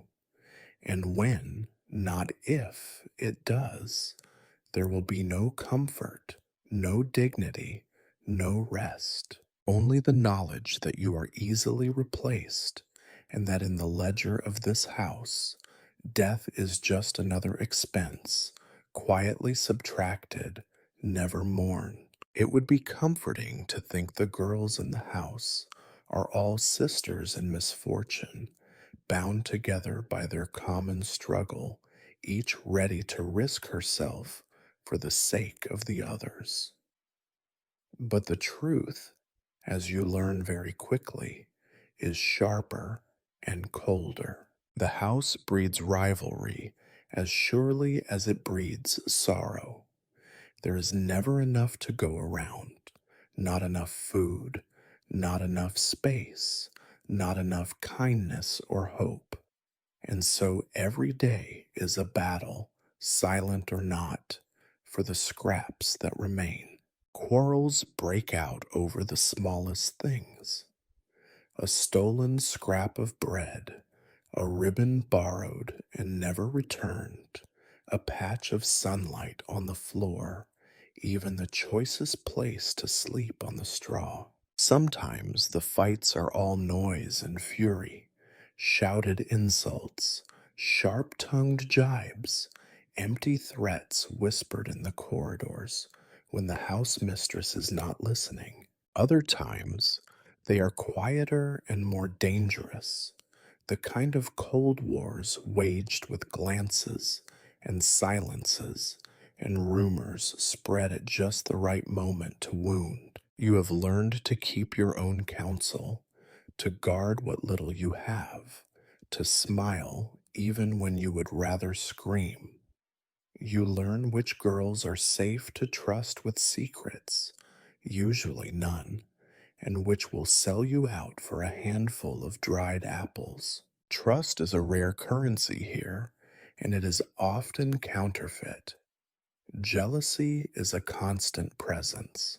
The younger girls watch the older ones, envying the attention they receive from the guests, the slightly better dresses, the scraps of jewelry sometimes gifted or stolen. The older girls resent the youth and softness of the new arrivals, their hope, their quickness to laughter, the way the house mistress sometimes favors them for the best paying customers. You are caught in the middle, envied by some, dismissed by others, wary of all.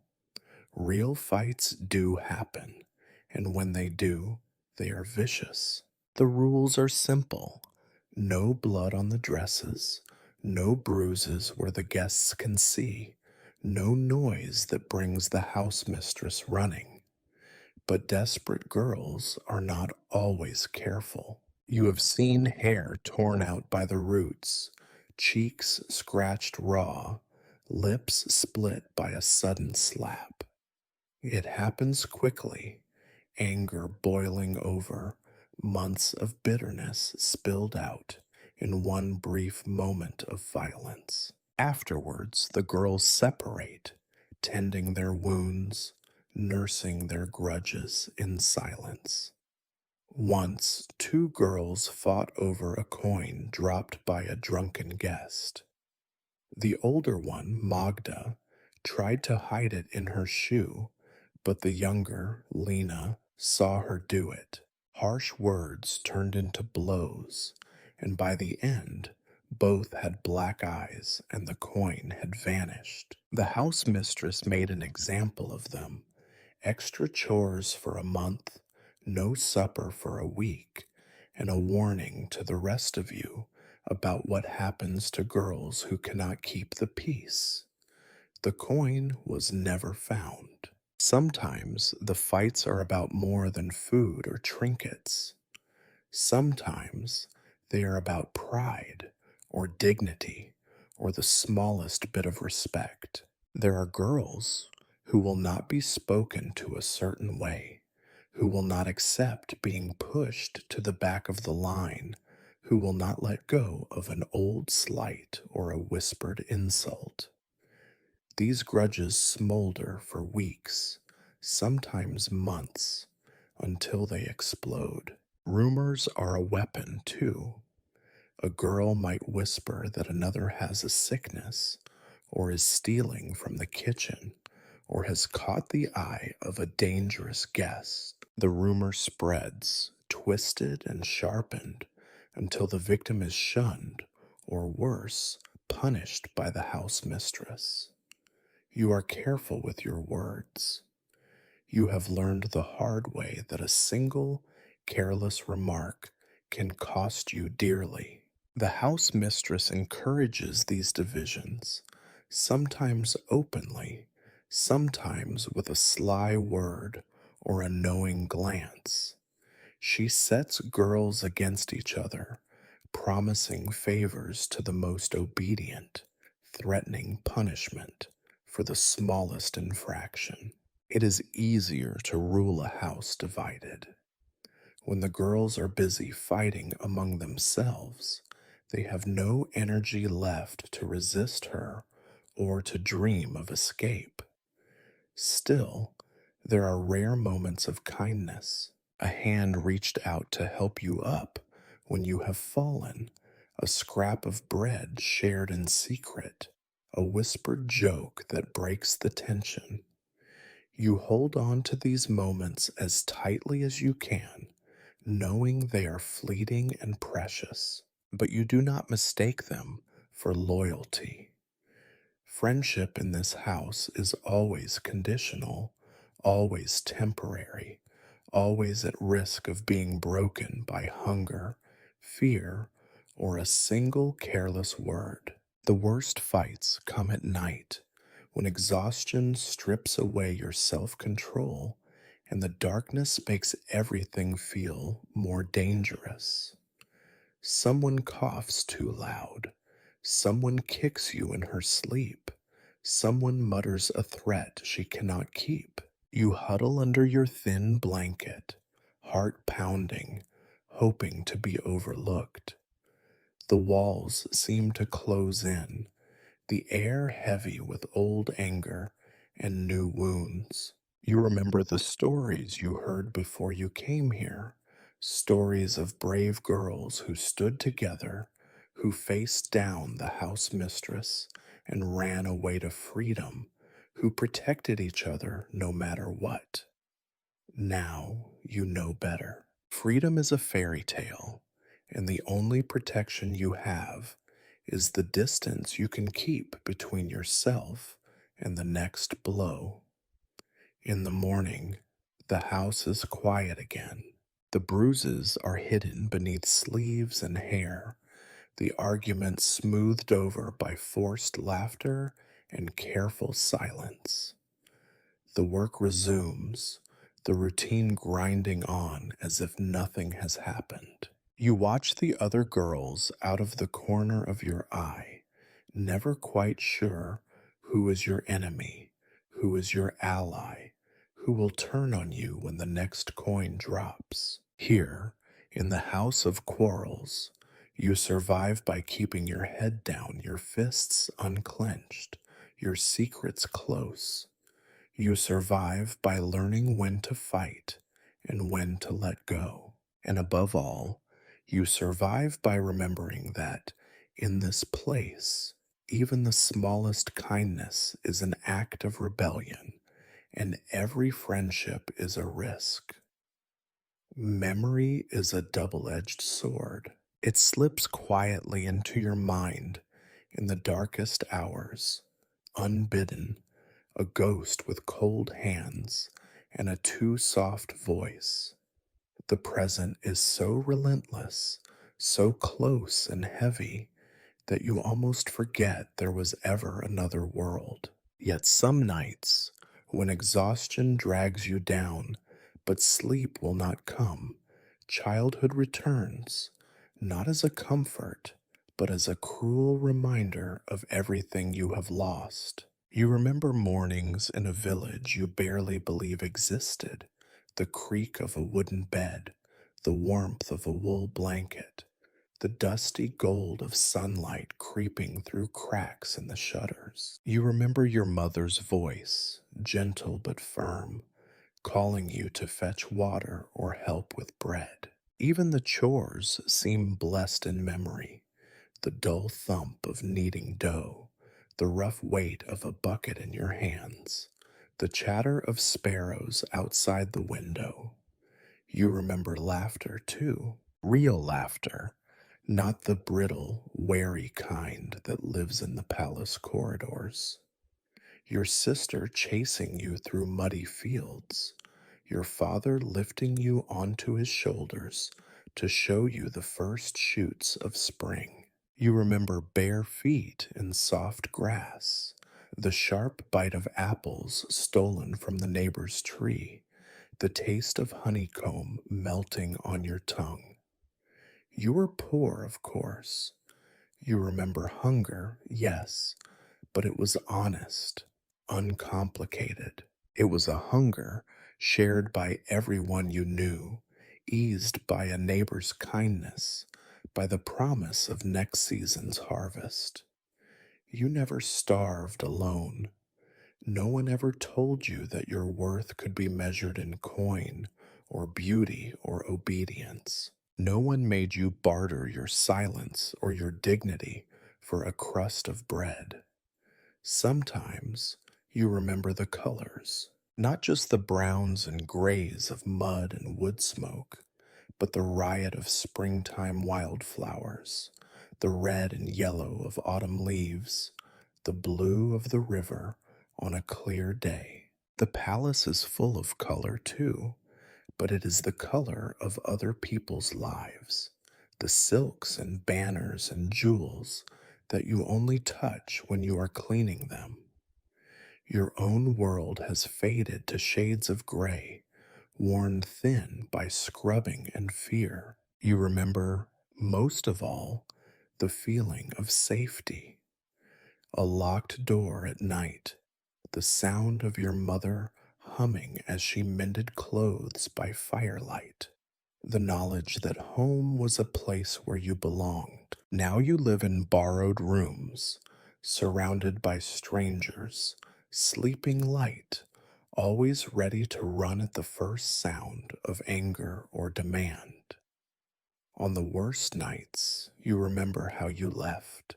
The day everything changed, a sickness, a storm, a debt unpaid, a parent lost to hunger or war. You remember the journey to the city, your mother's hand in yours, then her hand slipping away, and suddenly the world was bigger, colder, more dangerous than you could have imagined. You remember the first time you saw the palace looming over the city like a promise and a threat. You did not know then that you would become part of its shadows. Sometimes you envy the girls who claim they remember nothing, who say they were too young, who have forgotten where they came from.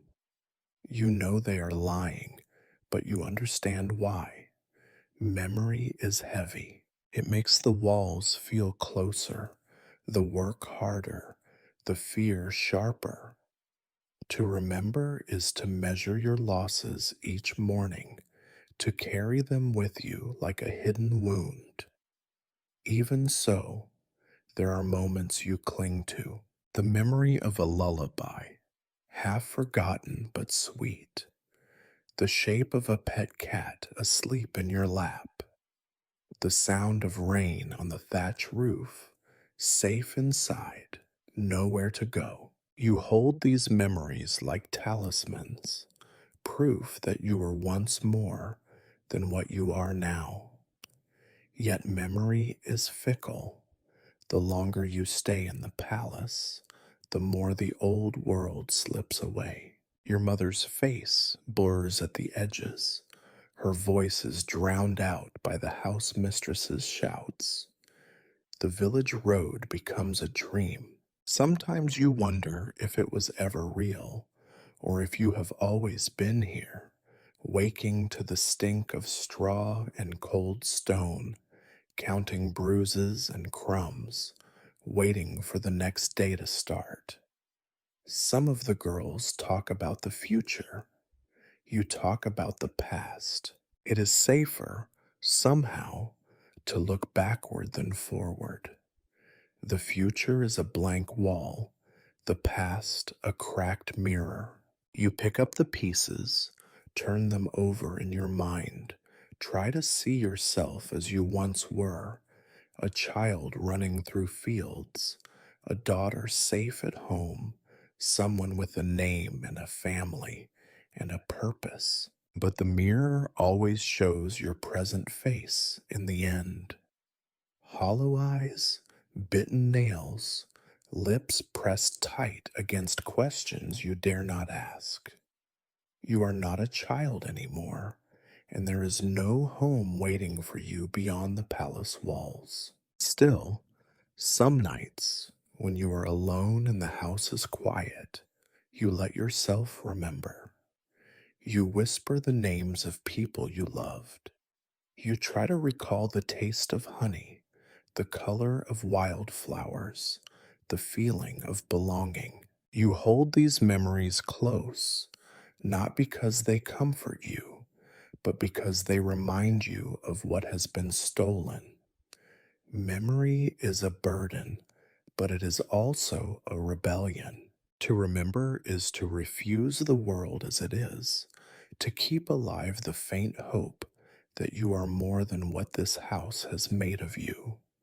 Tomorrow you will put on your mask and play your part, but tonight, for a little while, you allow yourself to remember, and in the remembering, you are almost free.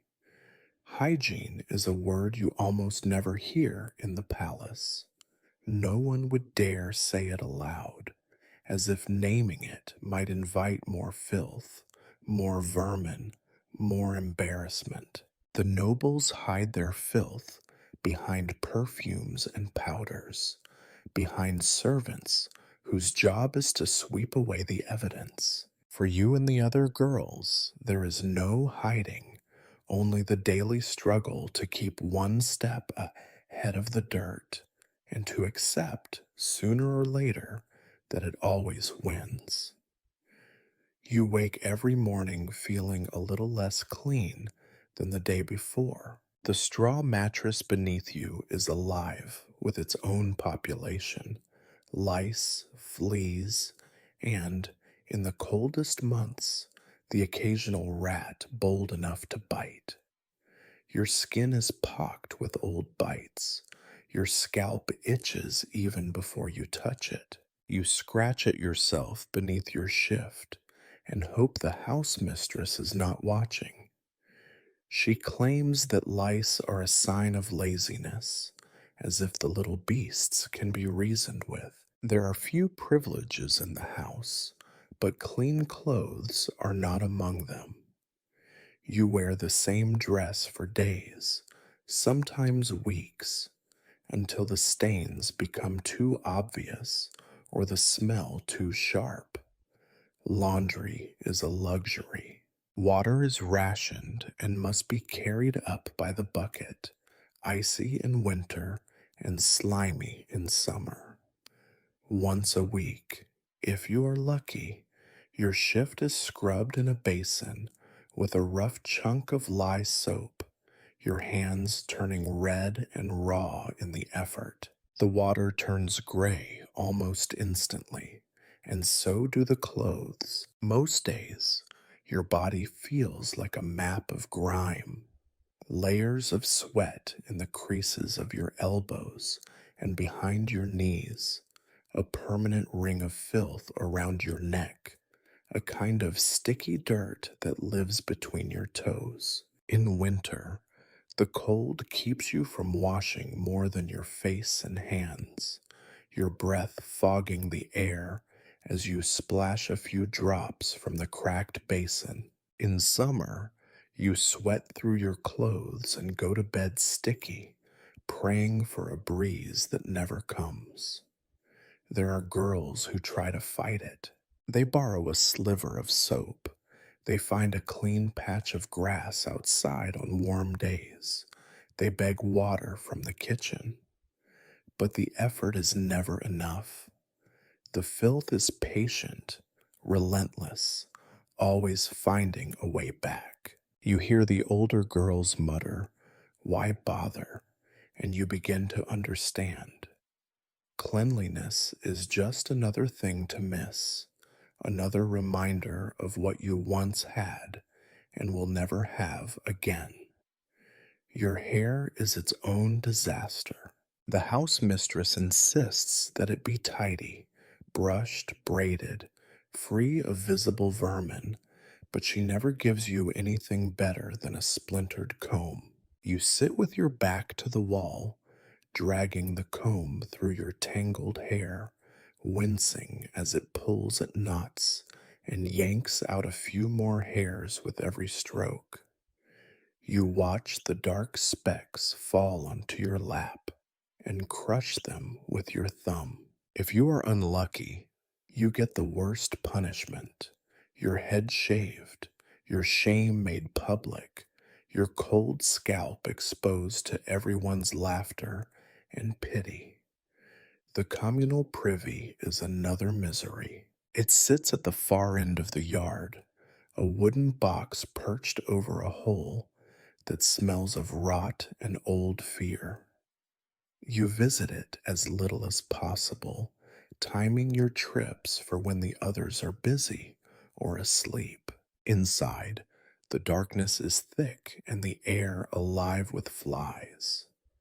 There is no paper, only rough scraps of cloth, used and reused until they are more holes than fabric. You hold your breath, hurry, and hope you do not drop anything valuable down into the muck. Sometimes the privy overflows in heavy rain, and then the real misery begins. The girls fight over the cleanest corners, every one more irritable than usual. The house mistress blames you all, of course.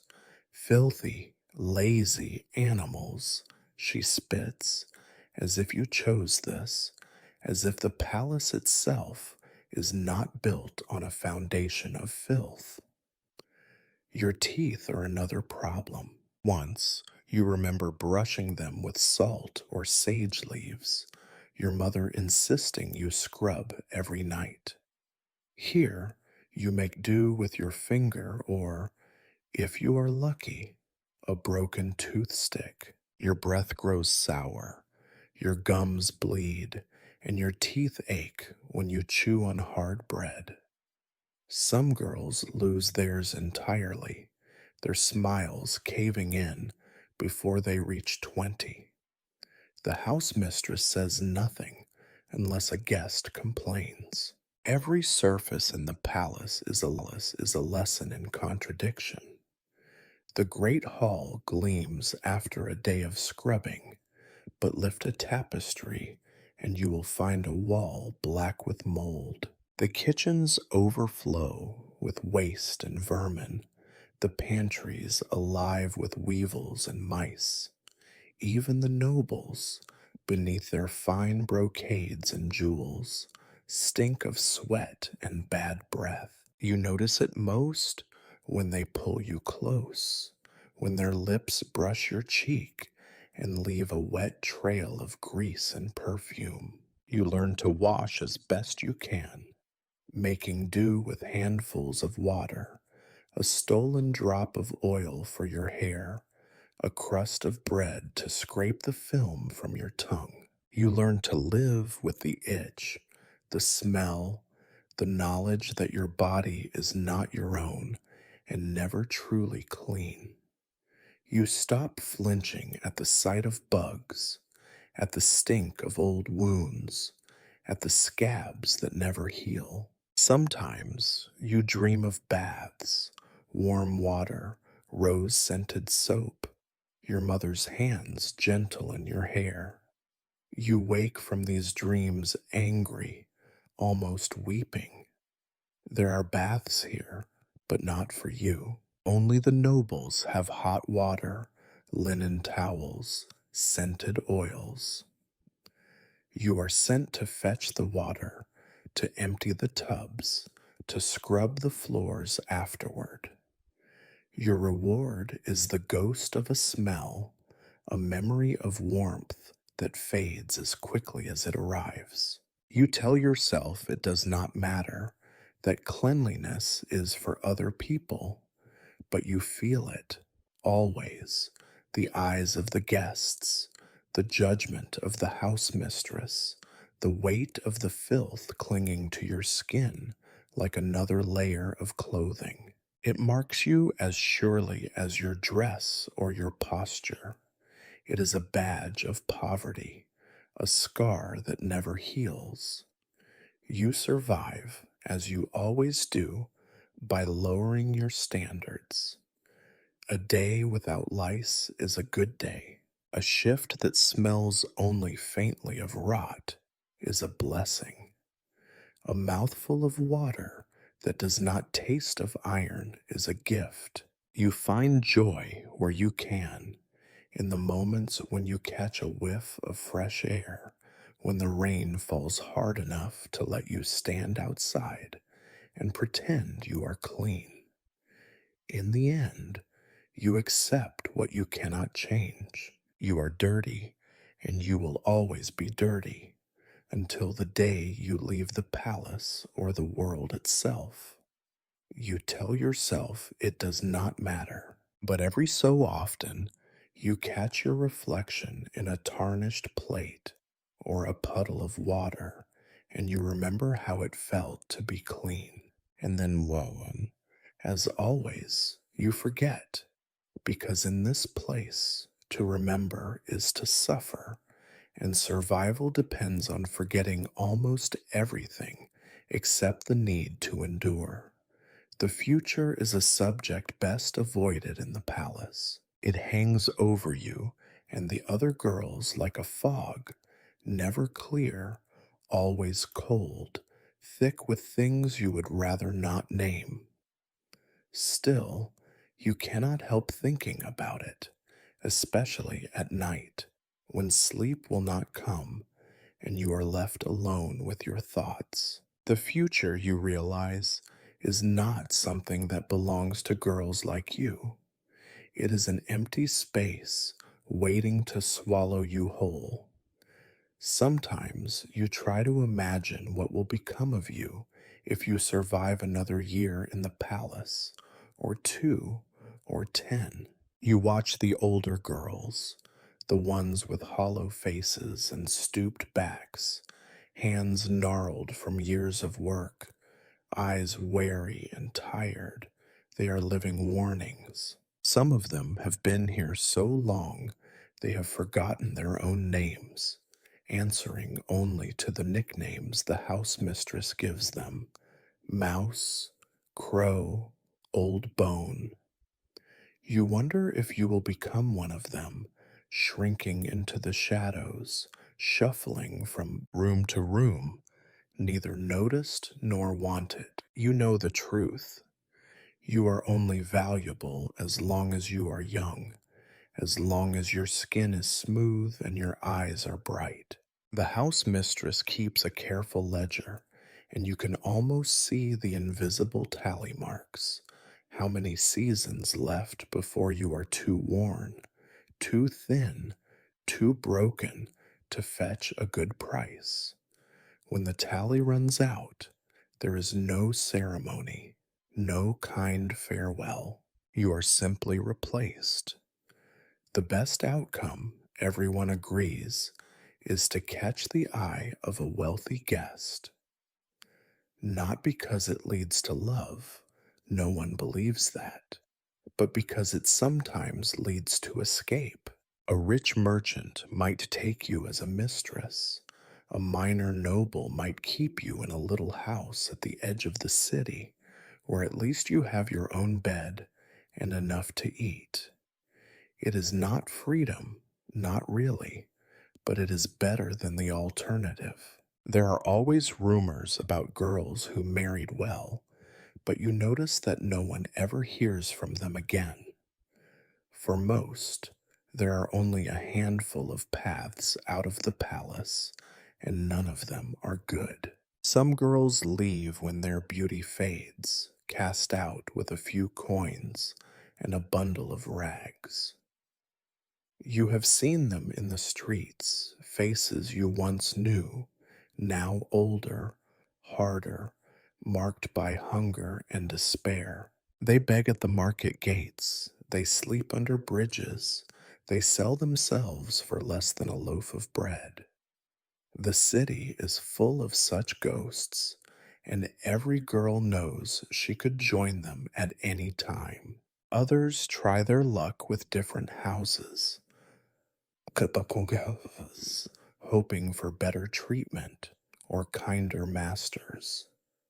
They rarely find it. Stories drift back now and then, whispered in the corridors. This one died of fever in a brothel, that one found in the river, another arrested for theft or accused of witchcraft. In the city, danger comes in many forms, and most are quicker than kindness.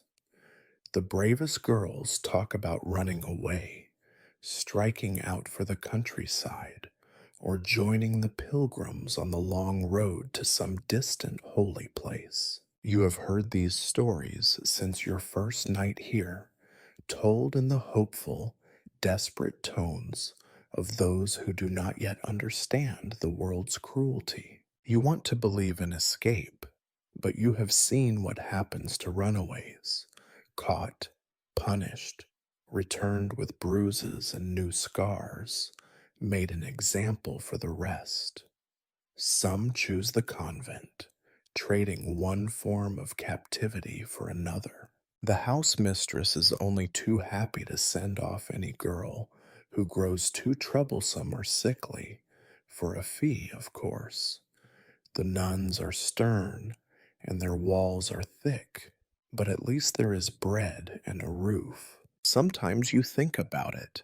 Try to imagine a life of prayer and silence, your hair hidden beneath a wimple, your body finally your own. But you are not sure if even God remembers girls like you. And so you go on, every day a little less hopeful, every night a little more afraid. You count your savings, a few coins, a chipped comb, a ragged ribbon, and know it will never be enough. You see the same fear in the other girls, the furtive glances, the whispered questions, the way they cling to small comforts and turn away from the future as if it might bite. The fear grows sharper each time you see someone vanish. One morning, a bed is empty and no one speaks of it. Sometimes you hear rumors. She was sold to a merchant. She caught the fever. She angered the wrong man. The house mistress shrugs and moves a new girl into the space, erasing the old one as if she never existed. The worst fear is the one you never voice. What if you become so broken that even the palace will not keep you? What if you fall sick and cannot hide it, or age faster than the others, or lose your looks in an accident or a beating? What happens then when the world has no use for you at all? You have seen what becomes of such girls. The city is full of them, and no one cares.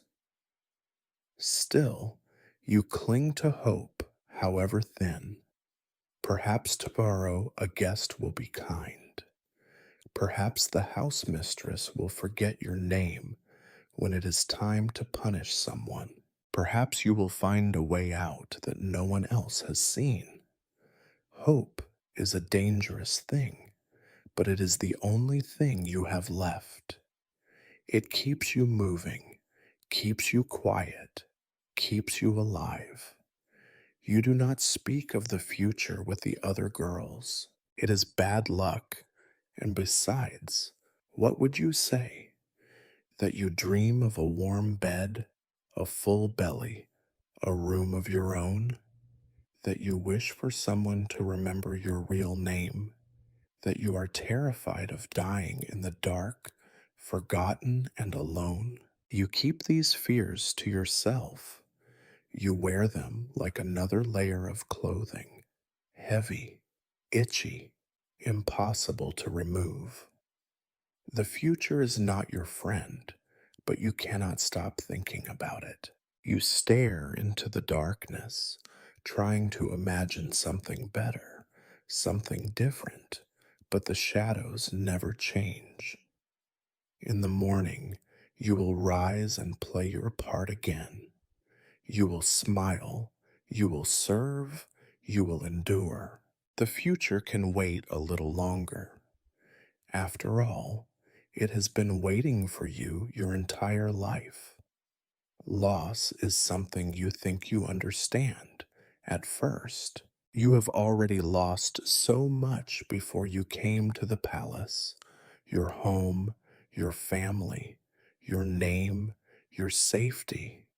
You imagine you are prepared for it, that nothing can really touch you anymore. But the house has a way of teaching you otherwise. In this place, loss is not a single blow, but a slow erosion, a steady gnawing at the edges of your heart until you look down one day and realize there is almost nothing left. The first time it happens, it is sudden and quiet. One of the girls, someone you barely noticed at first, then slowly came to count as a friend, simply vanishes. Her bed is empty in the morning. Her comb is still tucked beneath the mattress, her dress folded neatly on the chest, as if she will return any minute. At breakfast, the other girls exchange glances but say nothing. The house mistress does not mention her name. It is as though she never existed. You ask a question, just a whisper, to the girl beside you. Where did she go? The answer is a shrug, a glance away, a tightening of the jaw. Gone. There are always stories. She was sold to a traveling merchant. She fell sick and died in the night. She ran away and was caught by the guards. None of them seem real, but you learn not to ask. The rules here are clear. Do not speak of those who are lost. Their absence is a warning, a boundary you dare not cross. Still, you cannot help but grieve. You remember the small kindnesses, a shared crust of bread, a word of comfort after a difficult night, the way she plaited your hair when you were too tired to do it yourself. You remember her laugh, soft and secret, the way she sang to herself while scrubbing the floors. These memories cling to you, sharp as broken glass. Grief is dangerous in the palace. The house mistress notices red eyes, quivering lips, silence at the wrong time. She punishes sadness as if it were a contagious disease. There is no room for weeping here, she snaps. If you must cry, do it in the yard where no one can see you. So you learn to mourn quietly, to hide your pain in work and forced smiles. The loss does not fade, but it is pushed deeper, pressed down beneath layers of routine. Loss comes in many forms. Sometimes it is a girl taken away. Sometimes it is something smaller, but just as cruel. A ribbon stolen from your box. A patch of sun where you used to sit, now claimed by someone stronger. A few precious words, whispered in confidence, turned against you as gossip or blackmail. Each loss chips away at your hope, leaves you just a little more hollow than before.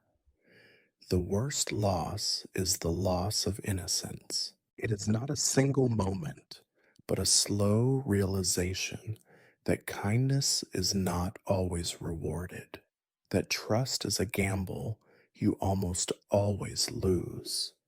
You watch as the girls grow harder, their laughter less frequent, their eyes more wary. You see the new arrivals, wide eyed, hopeful, believing in stories of rescue or redemption, and you know how quickly they will learn the truth. You feel yourself changing too. The world outside the palace becomes a fading dream, something you can barely recall. You stop talking about the past.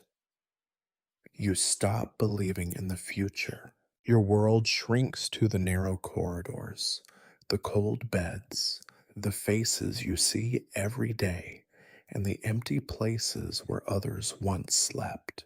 Sometimes the house mistress tries to console you in her own way, a rare kindness, a scrap of extra food, a gentle word. You know better than to trust it. Even her kindness is a tool, a way to keep you pliant, to remind you that she controls even your comfort.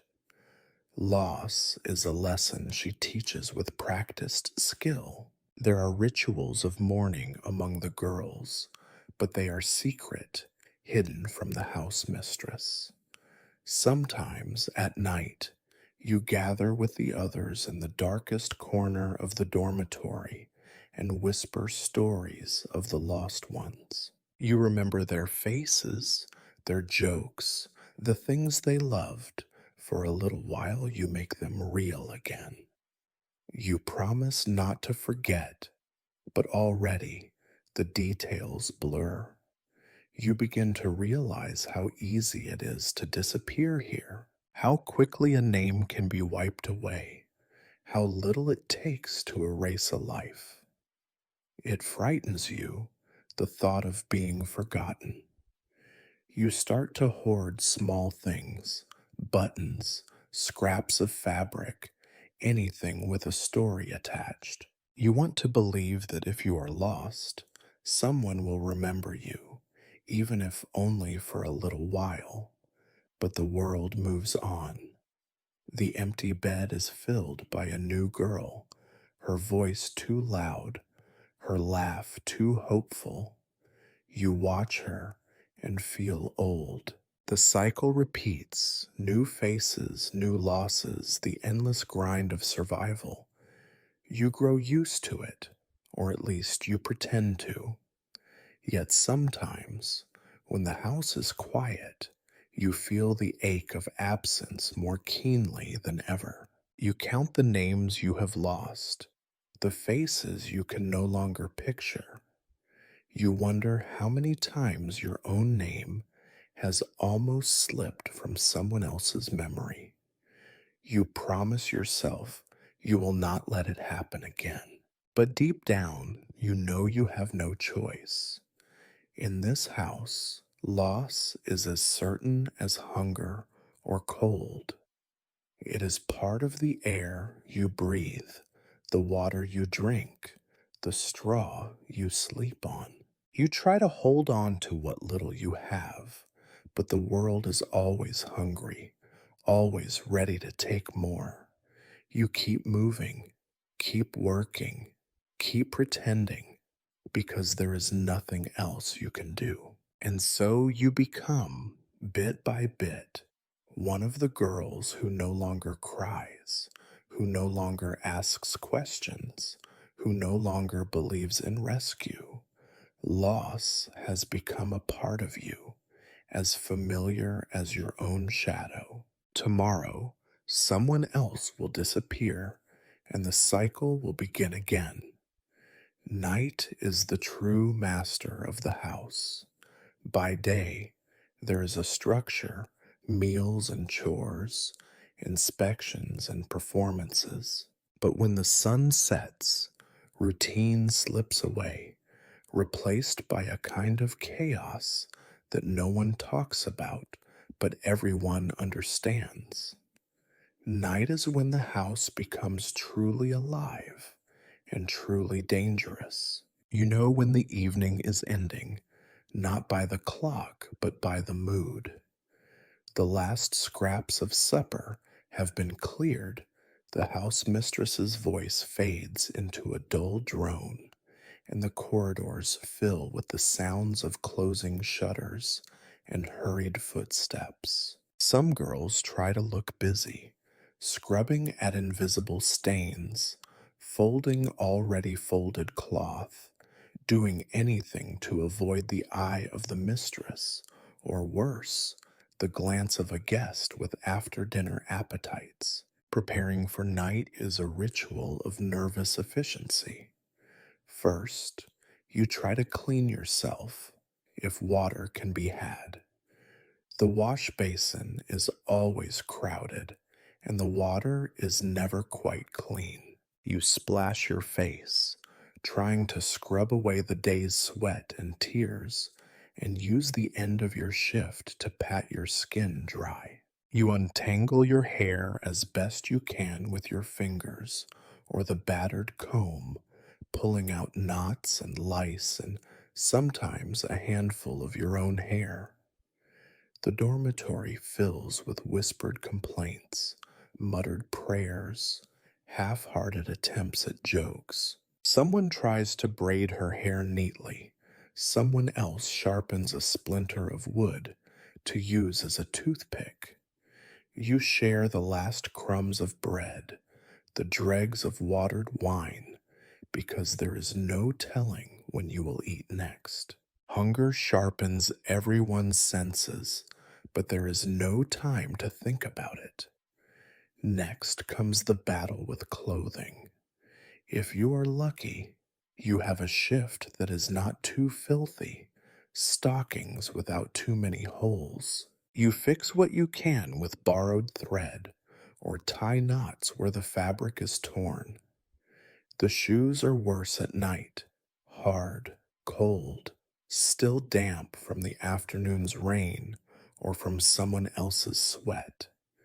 You tie them tight anyway. If you need to run, you do not want to trip. If you are not on duty, you try to disappear, blending into the shadows. making yourself as small as possible.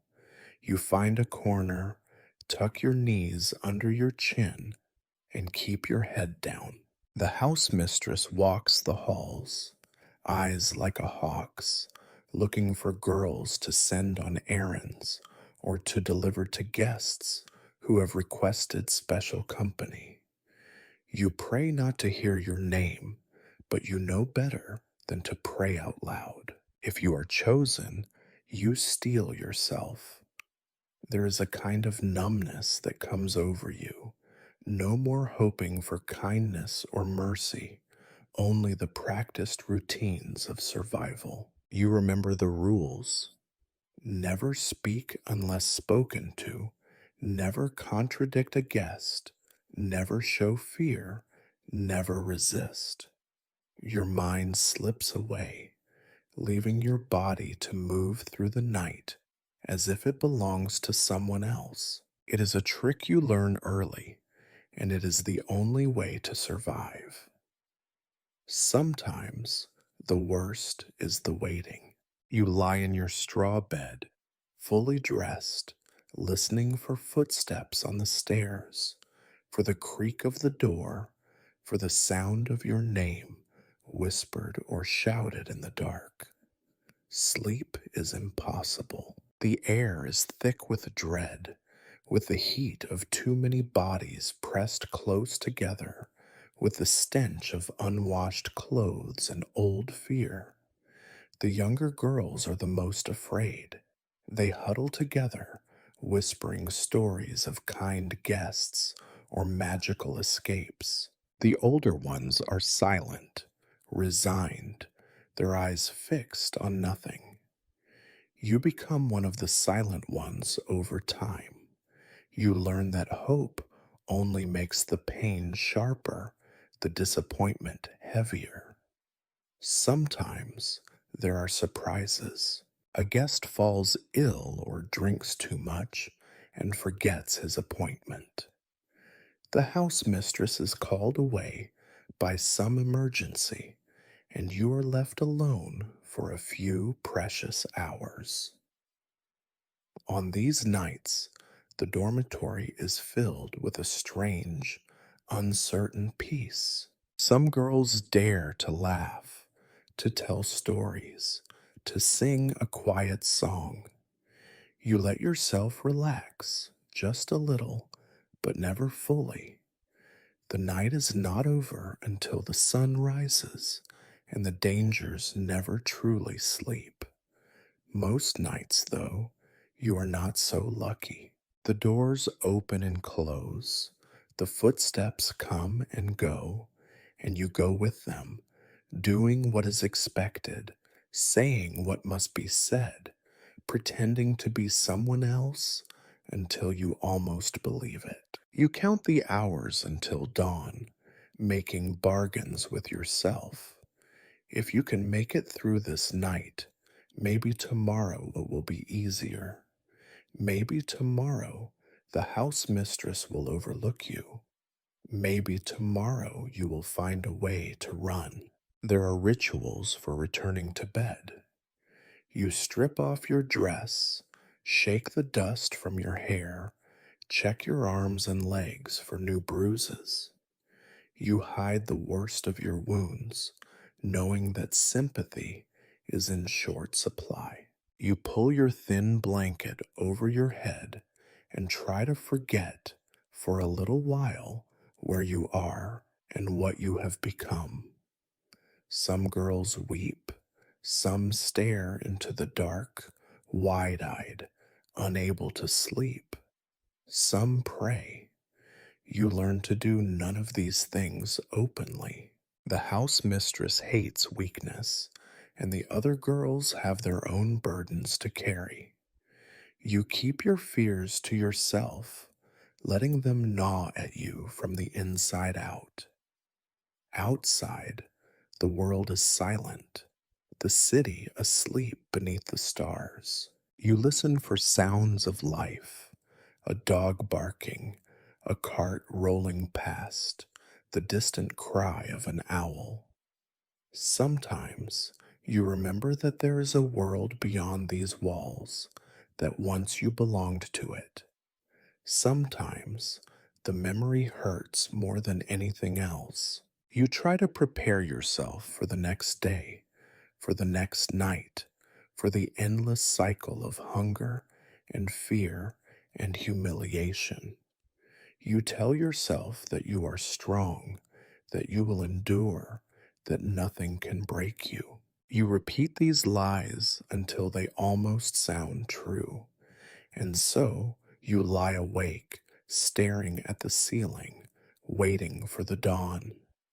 You are always waiting for morning, for escape, for something better, for something worse.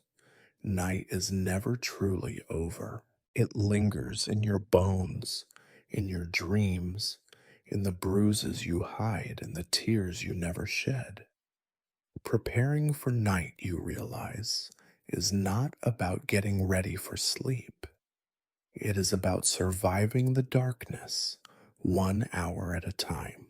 You would think, after a day spent in fear, hunger, and exhaustion, that sleep would come as a blessing, soft and deep, a refuge from everything that waits for you when you are awake. But in the palace, sleep is never safe, never whole, never enough. You sleep the way animals do, half curled, half wary, always listening for the sound of footsteps or your name shouted in the dark. The room where you sleep is barely more than a storeroom, low ceiling, damp stone walls, the straw on the floor pressed flat by so many bodies over so many nights. The air is thick and stale, made heavier by the scent of unwashed skin and the lingering memory of tears. You try to find a patch of straw that is not too wet, not too crowded, not already claimed by someone else. Sometimes you succeed. More often, you simply wedge yourself into whatever space remains and pretend it is enough. You curl around yourself, knees to chest, arms hugging your sides, as if you could protect the most vulnerable parts of you from the night.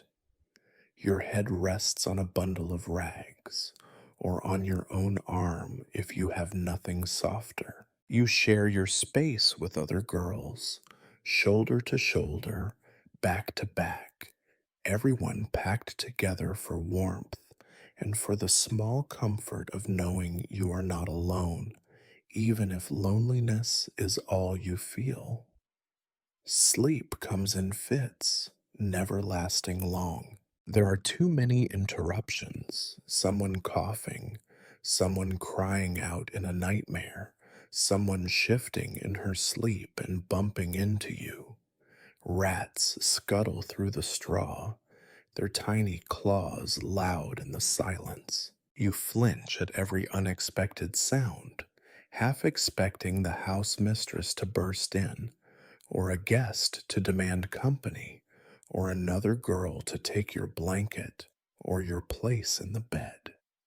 Dreams are a dangerous luxury here. When they come, they are usually bad, echoes of the day's humiliations, twisted into something worse by your sleeping mind. Sometimes you dream of the past, and the memory of your mother's arms or the warmth of home is so vivid it aches. More often, you dream of running but never escaping, or of being lost in the endless maze of corridors, no door ever leading out. On good nights, your dreams are blank, your mind empty, your body heavy and numb. You wake from these dreams with a start, heart pounding, momentarily unsure where you are. The relief of finding yourself still alive is quickly replaced by the dread of another day. You wake often, even when you do not want to. Sometimes it is from thirst, your mouth dry and sticky. Sometimes from hunger, your stomach clenching tight. Sometimes it is the cold, seeping up from the stones, turning your limbs stiff and slow. There is no fire here, only the thin heat of bodies pressed close, only the damp that never fully leaves. The house mistress claims that sleeping close makes you strong, that it teaches you discipline, humility, the ability to endure. You suspect it is simply easier to keep you all in one place, easier to count heads, easier to keep you under control. The lack of privacy is total. You learn to change clothes, to weep, even to use the chamber pot in front of an audience. Modesty is for other people. Sometimes, in the stillest hours before dawn, you catch a glimpse of the other girls' faces in the faint moonlight. You see the same hollow cheeks, the same bruised eyes, the same wary frown. You wonder what they dream about, whether they remember their own names, whether they too lie awake, wishing for a world they cannot even picture anymore. The nights are longest in winter, when the dark seems to press down on you like a weight. You count the hours until the first faint light slips through the cracks in the walls, hoping that the new day will bring something, anything, better. You have long since stopped expecting miracles. Now you settle for survival. Sleep is not a gift, it is a necessity, and every hour you get feels stolen. You wake as tired as you were before, your muscles sore, your neck stiff, your hair tangled with straw. The day begins again with the house mistress's bark, the shuffling of feet, the cold splash of dirty water on your face. You rise slowly, joints protesting, and start the routine all over again. You are always half curled, even when awake. The posture seeps into you, becomes a habit, a shield. You keep your head low, your arms close, your words few. You hold yourself together in small, tight knots, because to let go, to stretch out, to demand space or comfort or care is to invite pain. Night after night, you dream of rest and wake to reality. You survive in pieces, always guarding the last bit of yourself from the darkness that seeps in from every corner. In the end, that is what sleep becomes, a daily rehearsal for survival, a way to practice letting go without ever truly relaxing. And so, half curled, half watching, half dreaming, you slip through another night, never quite resting, never quite surrendering, always waiting for something to change. In the morning, you will rise with the others, brush the straw from your dress, and face the same world as before. You will endure, not because you are strong or brave or hopeful, but because in this house, that is the only option you have left.